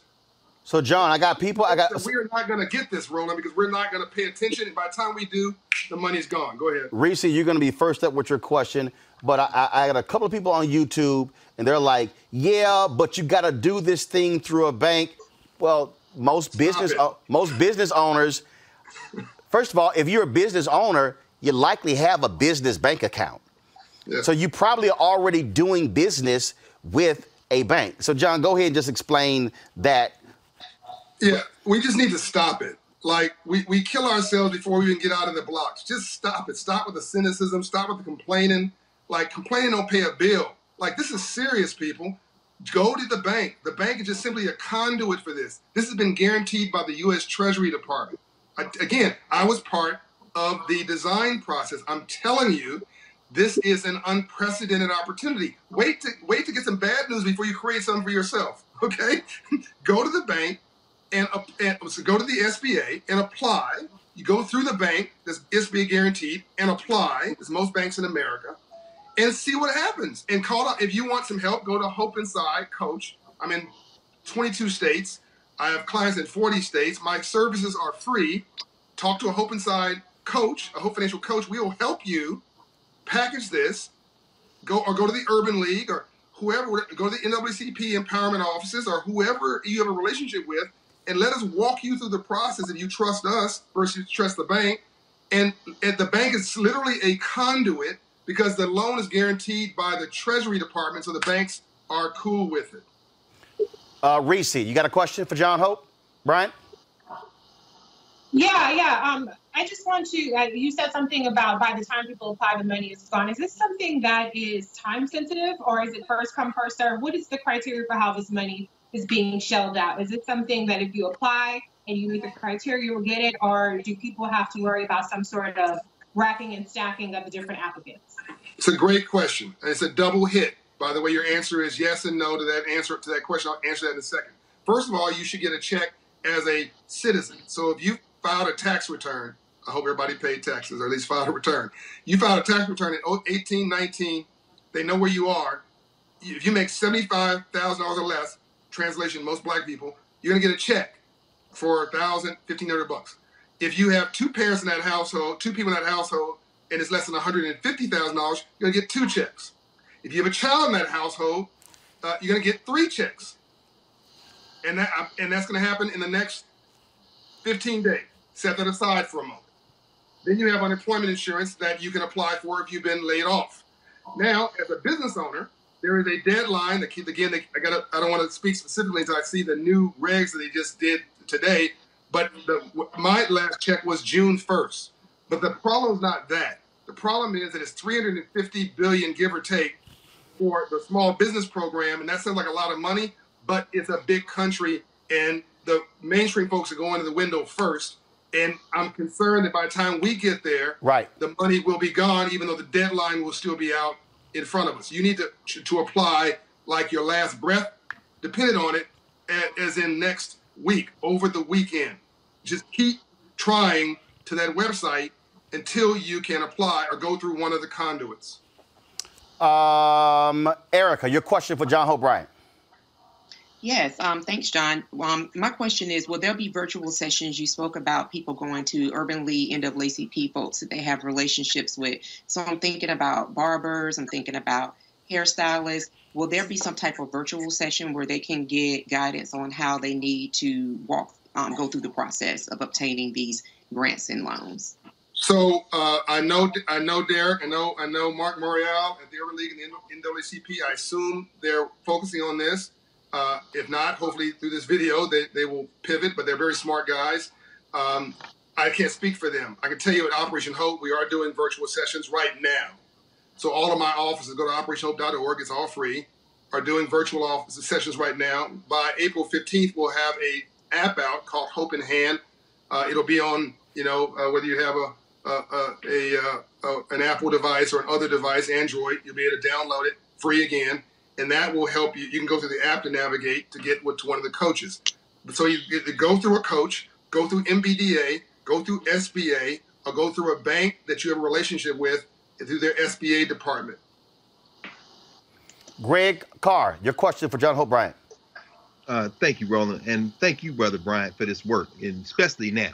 Couple of very quick questions. One, do you anticipate another round of this type of funding when Congress gets around to passing its next iteration of relief? And then the very specific question I want to ask, I was on a conference call a couple of weeks ago with a number of black booksellers and bookstores. Most of them 10 employees or lower. Taking advantage of this, how long do you think these smaller businesses, how long would it carry, for example, a small business who successfully applies for and receives the grants or the loans allowing them to keep their employees on? It's a very good question. So I'm going to say something a little unorthodox. And Roland, this is the first time I'm going to say this. I'm going to say it on your show. And I hope that you take it in the spirit that I'm saying it. Actually, this is an opportunity for you. It's an opportunity for those small bookstores that you just mentioned. So they have they've calendared enough money to actually carry you well into the fall based on what I've seen in the program. The crisis is scheduled to go no more than 90 days. If we do our jobs right as Americans and shelter inside for 30 days, then within 60 days, they'll be trying to find a way, the government, to let you back into your normal flow of life. And then with that, all of us are going to find it a national point of honor to go shopping. Every person I know is going to want to go get out the house with all the family they love and go to restaurants, shopping malls, bookstores, any place but home. That's going to create a second surge or stimulus, a consumer stimulus. So you're going to have $4.5 trillion of stimulus from the government, another stimulus from the consumers. That's going to pop third and fourth quarter GDP, gross domestic product. And so you may actually end up having a savings account or an equity investment that actually exceeds what you need to get over this period. And listen to me now, you've also had a delay in your payments to mainstream institutions, regulated banks, because the banks have told their customers, if you got a federally insured loan, FHA, Ginnie Mae, Fannie Mae, whatever, or a proper bank, they're going to delay your payments and they're going to modify your loan. Those payments are going to go back on the back end of your current agreement, which means you get 30 days of a window of low payments or no payments, plus you get some new equity that will last you a period of time, let's call it 6 to 8 months, but you're going to hopefully only be in this window of challenge for 2 to 3 months where you'll be able to surge back into your own life. I'll say one last thing. You take this in the spirit that I'm saying it. It's going to be a fire sale on everything post-crisis. You want to buy a home, discount. You want to merge with a business, buy a business, you'll be finding a bunch of folks who need to merge. You want to grow, it's going to be a fire sale of things. Stop. You'll be able to buy stocks at a discount and ride the wave back up, provided we shelter in place, provided the economy comes back in the natural arc. Roland, this is a very important point. Please, people need to understand, this was not an example of rich people, crooks, pimping poor people. This wasn't a subprime mortgage crisis. So this is not an economic crisis. This is an act of God. It's an act of nature. There's nothing wrong with the economy. So if we can get through this quickly, if it takes too long, then it's a whole other conversation, Roland, of a broken economy. But we can get through this in 60 days, I prefer like 45 days. The economy comes back. We repair the damage. It surges. and you have opportunity on all levels. Was that clear? So let me just add to that, which goes with what Greg just said. So I'm gonna use myself as an example. Okay, so there were some different deals that we were very close to locking down that were six-figure deals, advertising deals. Everything right now stops. So the approach that how I'm looking at this, Greg, is I'm looking at the fact that, first of all, I don't have business loans, so I don't owe anybody. This pay as we go. So my whole deal is, here are our expenses. This is what we know for rent, for staff, for us to be able to do this show every single day, to give this kind of information, which no other black website or digital platform is doing for our people. So my whole deal is, okay, if I can apply for this money, and then it basically serves, and John, you can just jump in if you want to, it basically serves as a venture capitalist for me. So exactly right. The money that I would have been getting from advertisers, in essence, I'm getting this money from the federal government to be able to keep paying my employees so I don't have to lay them off. Right. So now they still have a job, and we still doing the show. I don't have to go from 10 to 7 to 5. And then what it does is allows me to go, okay, to next 60, 90 days, and here's the piece. If the coronavirus deal is not under control in 60, 90 days, Congress has to go back and do it again. Because what they can't afford, John, and this will be the final comment from John, what they can't afford, as the head of the SBA said at the news conference today, small businesses account for half of America's GDP. They can't afford for guys like me to go out of business because you ain't got enough large businesses. America is actually run through small businesses. So here's the numbers. Roland's correct. 50% of all jobs in America are small businesses. 20% of all jobs in America, of all small businesses in America, of all jobs in America, are companies with 20 employees or less, companies like Roland Martin's. And 70% of this economy is consumer spending, the people who work for these companies. 90% of all businesses in LA are companies with 100 employees or less, and LA is the 12th largest economy in the world. See how this all connects together? So Roland is literally correct. I'll give you one other thing. No one can afford for this not to work. Why? Because this is not a crisis of poor people in New Orleans or poor people in South Central LA. Oh, we're so sad about the state of Texas. This is a global crisis, and rich folks, and I hope there's some rich folks watching. I don't mean rich. When I say rich folks, I don't mean white people. I mean rich. I hope you are rich. Wealthy and rich folks, difference. What rich folks and wealthy folks need for this to succeed. Otherwise, their stocks don't come back. Their network doesn't come back. They don't have customers. They don't have workers. Literally, this is a reset. It's so beautiful in some ways, because now it's a chance. It's a great leveler. We literally are all in this together, and now everybody's intertwined with everybody else's destiny. The wealthiest in this world, in this country, needs Roland to succeed. Needs you now to succeed. The color literally now is green. And so folks, yep. Go ahead. Go ahead. Finish your point. Go ahead. No, I'm just saying, and we got to guard against, no different than we say to people, I need you to social distance because you may feel good, but I haven't seen my mother physically in 3 weeks. I see her on FaceTime because I maybe feel great. I might have it, but if I get close to my mother, I could kill her. I could hurt her.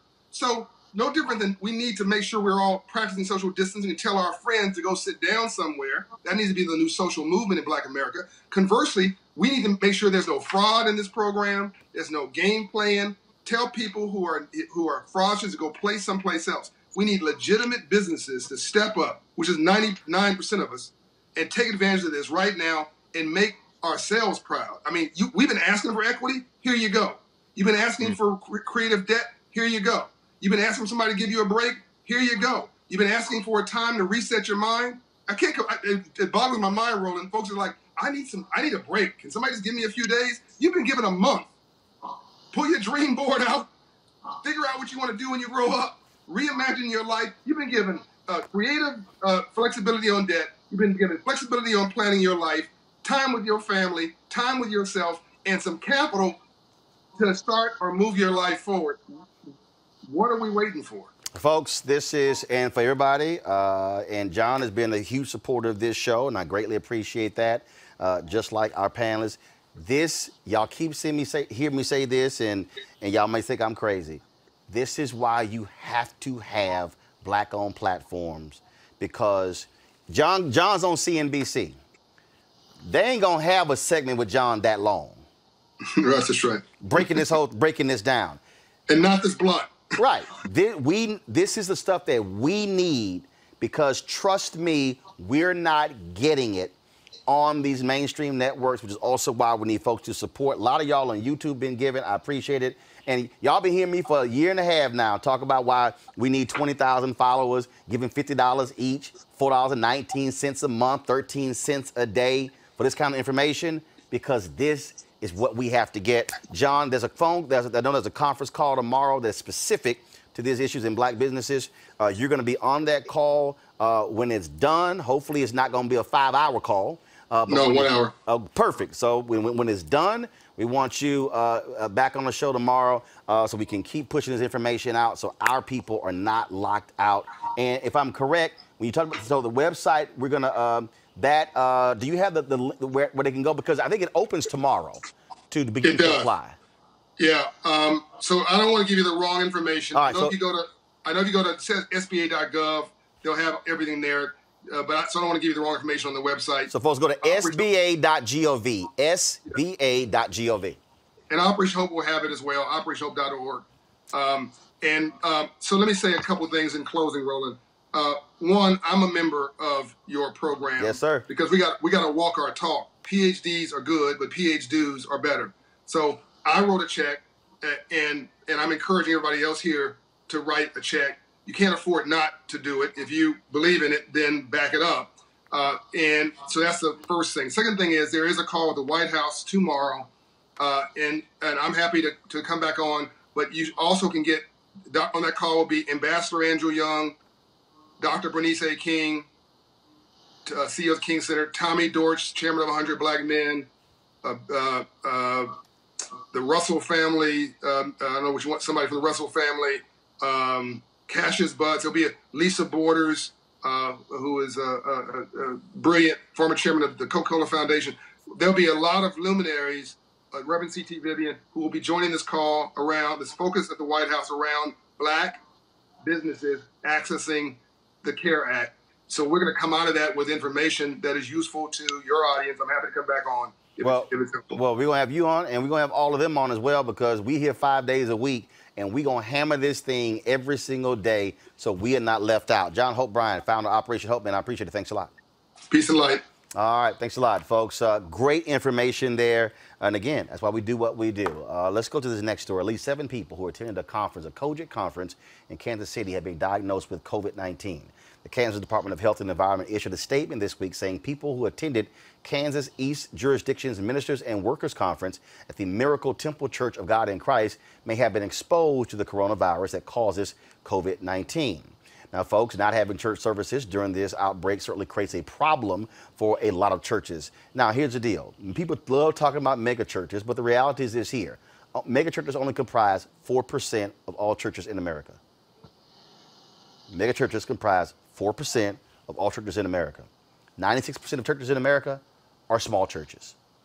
And so what has happened is many of these churches are struggling to keep their churches strong until the parishioners return, and that's where larger churches are stepping in. Joining me now to talk about this is Justin Giboney, attorney and political strategist, and Bishop Vincent Matthews Jr., mission president for the Church of God in Christ.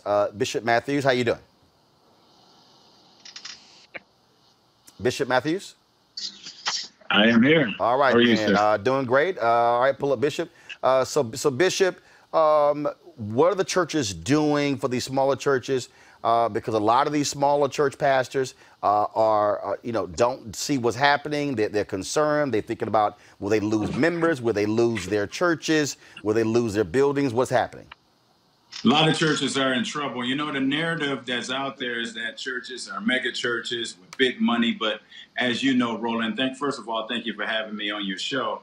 The average church is under 100 members. And in black churches in particular, in urban and rural areas, many of their people have been laid off. Many churches are finding themselves in challenges. And so we've linked with the AND network, and the church is raising money, infuse money to assist these churches so that they can continue to serve their communities. And so that's a huge challenge because our communities are in need of help right now. Is Justin there? Is Justin there?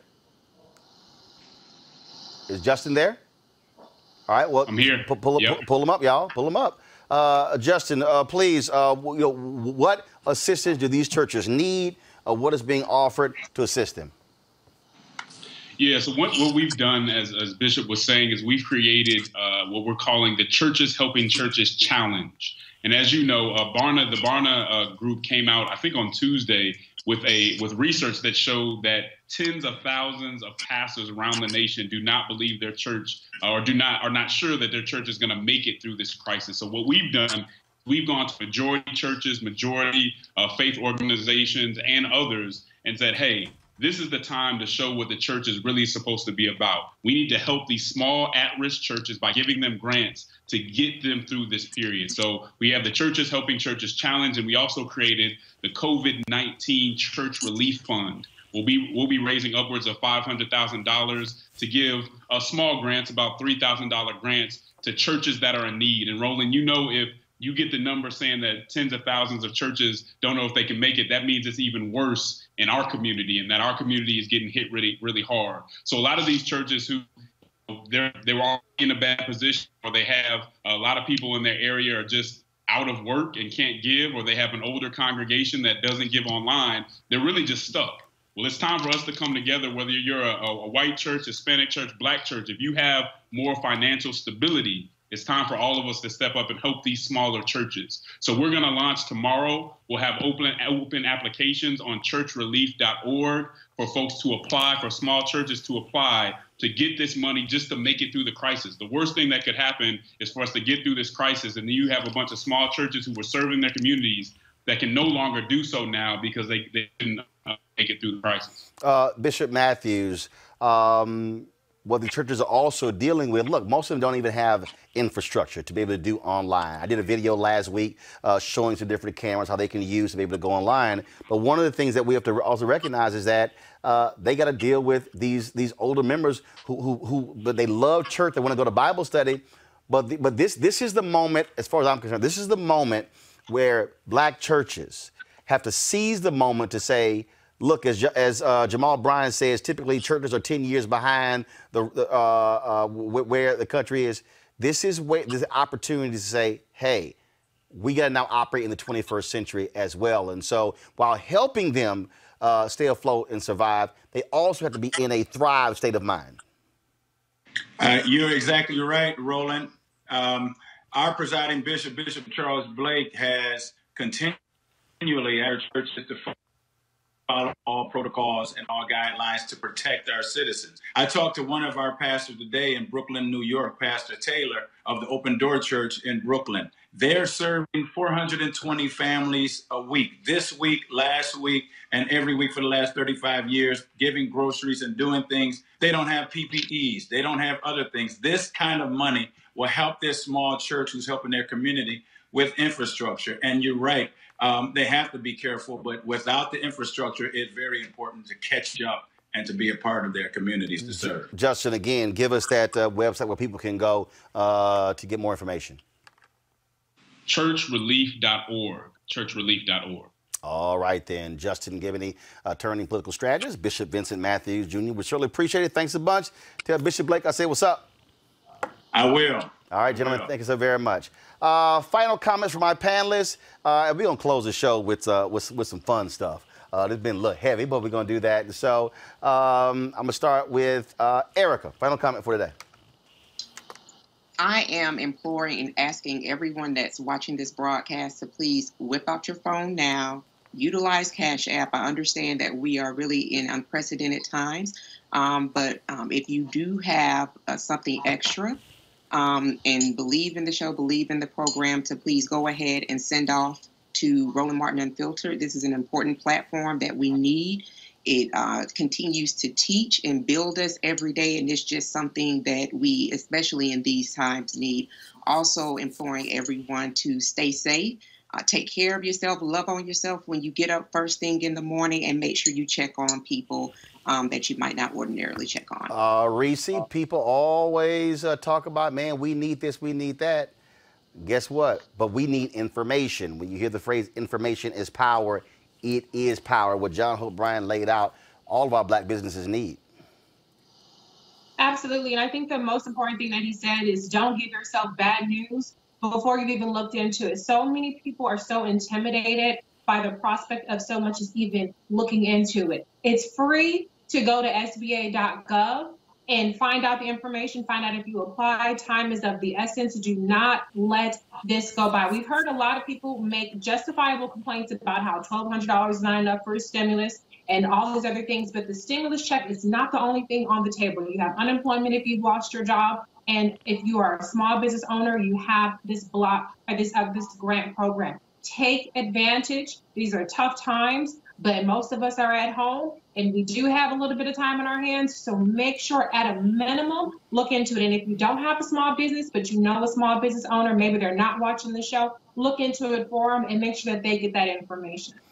Greg, I did an Instagram Live last night with comedian Ali Sadiq, and we were talking about the show, and we were on till like 3, 4 o'clock in the morning. And one of the things that I said to him then is that when Robert Abbott created the Chicago Defender in 1905, it didn't just become, it wasn't a Chicago newspaper. Their readership actually was more outside Chicago than it was inside Chicago. And the thing that I need people to understand is that when you hear the phrase, ain't nobody gonna save us but us, what this moment is revealing to us, Greg, and I'm just gonna go ahead and say it, what this moment is revealing to us, all of those black websites that are focused on entertainment ain't covering no entertainment, because the entertainers, they all at home. This is what I've been saying about why you got to have news and information. What John Hope Bryant laid out, people were on YouTube and Facebook were like, oh my God, y'all, he helped write the legislation and the regulations. The point of this is to bring you people who are at the table. Senator Kamala Harris, Senator Amy Klobuchar. That's why we do this. We ain't got time for games. Now is the time, Greg, and all those books behind you, where we've got to be feeding our minds, because we can't just bitch and moan our way through this pandemic. We got to be prepared. You know what I reach for. You know my man Gerald Horn wrote about 30 books, and they back there, but this is the one you always talking about, Roland's Book Club, The Rise and Fall of the Associated Negro Press. Claude Burnett. Yes, sir. When we control our institutions, we win. Everything, I echo everything my sister Erica said. Y'all put $2, $3, $4, $5, $10, $15, $20, $30 on this and keep this going. Echo everything that Reese just said. Y'all have to understand now, not y'all, we have to understand it's time to be smart. Charles Blow wrote something today. He said, you know, you have to understand that when candidates were calling for broad structural change, and moderates were kind of like, oh, the country isn't ready for broad structural change. Brother Blow said, we are now experiencing broad structural change, whether we like it or not. What you've done, Roland, since this crisis came out in full bloom, anybody watching this, tell your friends, go back and look at the last 2 weeks, especially of Roland Martin Unfiltered. I mean, hell, go back and look at the last 2 days. You've had sitting United States senators today, Klobuchar and Harris. You've had the mayors, the black mayors around the country. You've got policymakers. What we just heard from Brother Hope Bryant a minute ago, John Hope Bryant, is worth its weight in gold. And as he said, He's not going to say that on MSNBC. And to conclude, as you said, he wouldn't be allowed to go on that long anyway. This is the greatest evidence in a moment when everything is about to change that, number one, this is the most important news show on television of any racial background or any cultural background. All you got to do is switch to another channel and realize how worthless all that stuff is. It's sensationalist entertainment. And number two, whatever you have you can bring to Roland Martin Unfiltered to support it, please do, because this information may literally save your life. Greg Carr, Reese Colbert, Erica Savage. Erica Savage Wilson, I appreciate it, folks. Thanks a bunch for sticking with us the full 2 hours. Again, lots of information there, but I got a couple of things left. I want to thank y'all. I appreciate it. Bless you. All right, see y'all next week. People. All right, y'all. Sam Jackson, he's back, and he wants y'all to keep your ass at home. Roll it. Stay the at home. The Rona is spreading. Is no joke. It's no time to work or roam. The way you can fight it is simple, my friends. Just stay the at home. Now, technically, I'm not a doctor, but mother listen when I read a poem. So here I am, Sam Jackson, imploring you, keep your ass at home. If you want things to get back to normal, don't panic. Just use your dome. Wash your hands, stop touching your face, and stay the at home. Motherfucker, it's no time to gamble. Look around, you're not at a casino. Just stay the home as if your name was Trenton Quarantino. Sure, you can still see your friends. Use the mother app on your phone. But unless you just ran out of groceries, please stay the at home. Thank you for doing your part to flatten the curves, because that is steep. And now that you're home, please feel free to go to sleep. I thought we had the original version versus the one that's all bleeped out, so I just sent Sam Jackson a text message saying, Sam, send me the original, because this is Roland Martin Unfiltered, and we ain't got to use the bleeped out version. But great advice from Sam Jackson. All right, y'all. Look, a lot of y'all at home. Y'all watching my man DJ D-Nice in club quarantine. He wasn't supposed to DJ last night. He went more than 4 hours last night. I was up with him.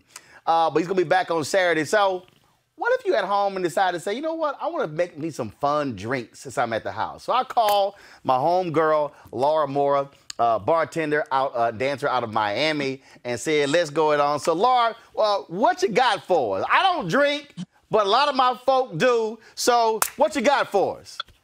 Well, today, since we are in quarantine right now, I just try to pick some things that usually people have in their house. At the bar when I'm working, by the way, I work at Bar Idol in South Beach.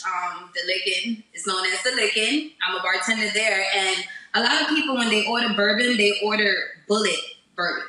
So I figured this is something that's inexpensive and everybody will have at their house. So let me just make a really nice peach lemon drink with that. That's easy to make. And then I also purchased limoncello. I'm not sure who has limoncello, but I use this all the time. Anytime I make a drink with some type of lemon, I put this in it. It's a lemon liqueur from Italy, and it's amazing. You can drink it by itself with ice. It's like a dessert liqueur, but that goes great with vodka, Hennessy, anything, Douce, cognac, any bourbon, whiskey. It goes amazing because lemon goes with anything. So I have those, and then I have my recommendation for a pre-made drink is the best margarita pre-made drink I feel. Like, usually I don't like pre-made drinks, but this margarita is really, really good. So I'm going to also introduce that. All right. So go. What we got?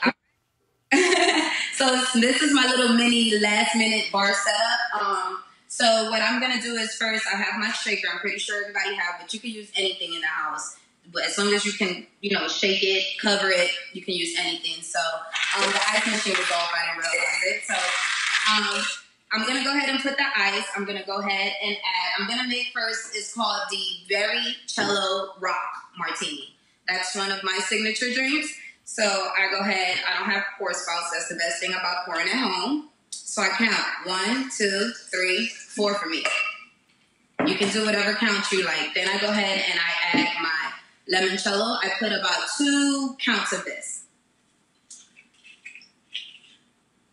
1, 2. And normally you can purchase strawberry puree, but I made my own puree. Basically, all I did was I muddled fresh strawberries. I added some limoncello, also regular fresh lime. I squeezed that in there, and I muddled the strawberries to get a fresh strawberry puree of my own. And I'm going to go ahead and pour that in here. I'm going to shake it. I have martini glass. If you don't have martini glass, you can use anything you like, anything you want. But I use martini glass. You can get these at Dollar Tree for $1. And I'll go ahead and this is what I'm doing now is I'm putting sugar rimmed with lemon zest. That's easy to do as well. And I have my first drink.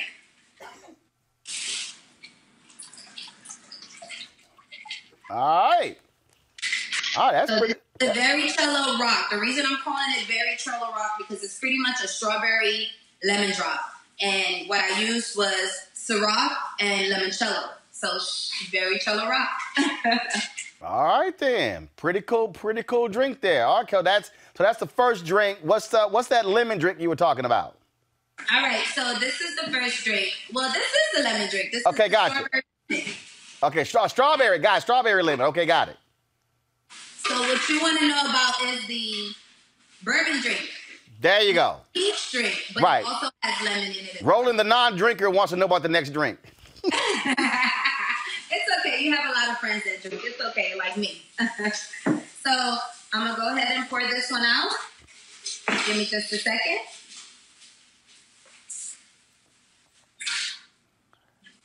So I'm going to go ahead and pour this out, and I'm going to go ahead and put the rest of the ice. I'm sorry, guys. My machine stopped running, so I had to go out and get some ice. So I go ahead and I pour the bourbon. All right, so you're not a drink. Did you drink before, Roland? I've never drank in my life. Never have. I've never drank anything. I've never drank alcohol. Not when I pledged, not when I went over, not when I got married the first or the second time, 18th, 21st, 40th, 50th. Never drank in my life. Look, I'm crazy enough. I don't need no alcohol. You know what? Okay. I get you. I get it. I mean, I don't know how you made it, but all pop. Listen, everything. I ain't never even had an energy drink. I don't even drink coffee. So, look, I don't need no help. I drink coffee. Well, I started drinking coffee when I was working at my job. No, I'm good. Those things are addictive. I'm good. But, now, what's this? What's this? So what I'm doing is I put the bourbon. I put 4 counts of bourbon, and then I put 2 counts of the limoncello. I have here a strawberry peach juice. It's made by Tropicana. Again, something easy that you can find, and you probably always have in the fridge. All right. 5 count of that. I go ahead and shake it. Put some more ice in my cup. And you have an amazing lemon peach bourbon drink. All right then. Look at you showing your skills. ATL. Since this is a peach bourbon drink, I'm going to call it ATL. All right. Well, you're showing your skills. All right. Now, you got one more drink for us, right? Yeah, the easiest drink. Okay. All right. The closing drink. Bring it home. So my pre-made drink is the margarita. I know everybody likes margarita. This is a pre-made margarita. It's from Rancho La Gloria. This is something that I just happened to pick up at the grocery store. I wanted to drink again. I really don't like pre-made drinks. I didn't feel like making a margarita. I don't know why margaritas are my least favorite drinks to make, but I like them. But this is amazing. You can put this over some ice and put it in a blender and make it like a slushie. And you can just make it with ice in a cup. You can go ahead and rim your cup the same way I did the martini glass. You just go ahead and rim it. Put the ice on the rim. Sorry, the rim on the cup. You go ahead and put your ice. You just pour it. This is the easiest one because it's not, a drink I made up. Oh, yeah, there you go. Yeah, you ain't got to mix nothing. So you just shake it up and pour.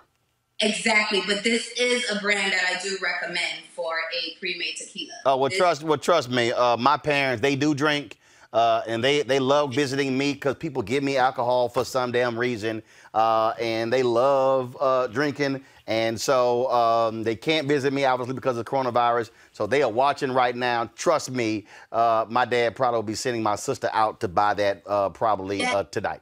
It's Rancho La Gloria, and you can find it anywhere. You can find it at Walmart, Target, any liquor store, but usually they have it like at Walmart and Target and things like that, and it's no more than $10.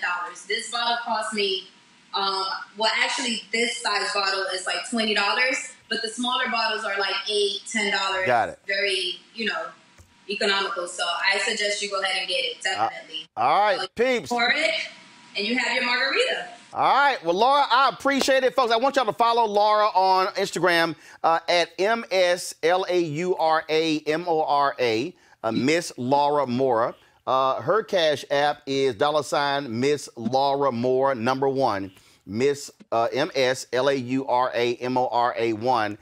And I have encouraged Laura to do some bartending videos and some live stuff. So I'll be pushing some of her stuff out on social media so she can give some of his advice. Because again, look, I don't know how to make no drink. I don't know how to make no drink at all. I'll buy the alcohol for a party. Let somebody else do it. But I want y'all to aren't you a bartender? No, I ain't no bartender, baby. Look, you don't want me buying the alcohol. You do not want me mixing nothing, because that ain't what I do. But, Laura, I appreciate it. Folks, follow her on Instagram. I'll share the Cash App. Laura, thanks for the drinks. And, again, people are at home. Thank you so much for giving me this opportunity. I know we all out here without jobs. There's things that we can do. Roland, thank you so much for pushing me and motivating me to do this. After we get off, I'm making my first video, and you'll see it. All right. And I'll share it. Thanks so much. Thank you. Have a good one. Thank you. I want to thank everybody who's watched today's show. A lot of y'all have given on YouTube. Also, people have been sending via Cash App and PayPal.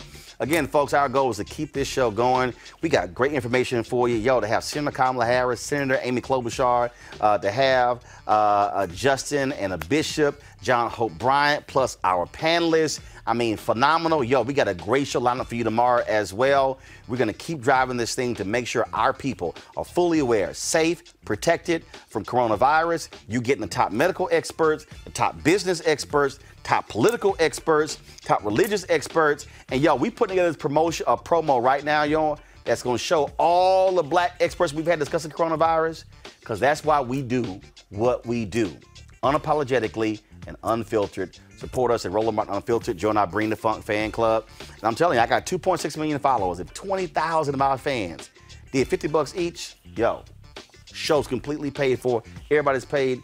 And we're going to do last year, we did 350 hours of original content last year. We're going to do 400 hours this year. Ain't nobody else in the black media space doing what we do. We appreciate y'all's support. I got to go. I'll see y'all tomorrow. And shout out to my man who made my outfit. He's from Nigeria. I appreciate that. Holla!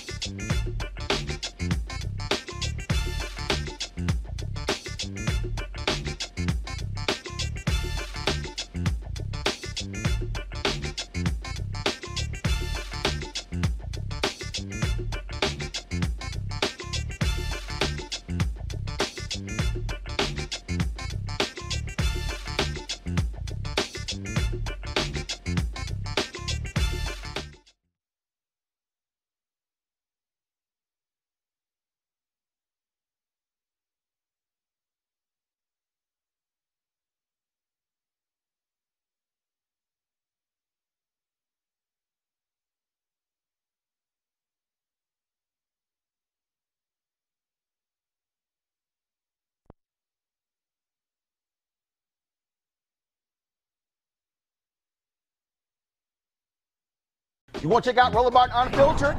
YouTube.com/Roland S. Martin. And subscribe to our YouTube channel. There's only one daily digital show out here that keeps it black and keep it real. It's Roland Martin Unfiltered. See that name right there? Roland Martin Unfiltered. Like, share, and subscribe to our YouTube channel. That's YouTube.com/Roland S. Martin. And don't forget to turn on your notifications so when we go live, you'll know it.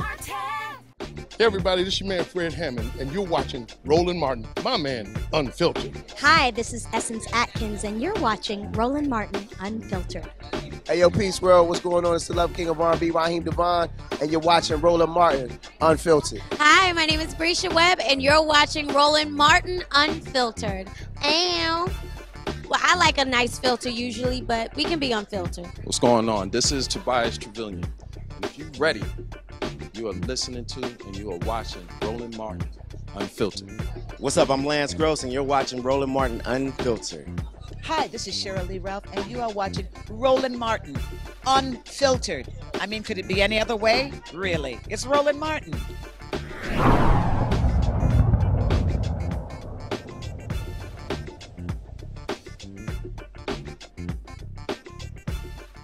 You want to support Roland Martin Unfiltered? Be sure to join our Bring the Funk fan club. Every dollar that you give to us supports our daily digital show. There's only one daily digital show out here that keeps it black and keep it real. It's Roland Martin Unfiltered. Support the Roland Martin Unfiltered daily digital show by going to RolandMartinUnfiltered.com. Our goal is to get 20,000 of our fans contributing $50 each for the whole year. You can make this possible. RolandMartinUnfiltered.com. Hey fam, want to check out Roland Martin Unfiltered, the blackest show on all of digital, cable, and broadcast. Check out our audio podcast. There's only one daily digital show out here that keeps it black and keep it real. It's Roland Martin Unfiltered. Press play.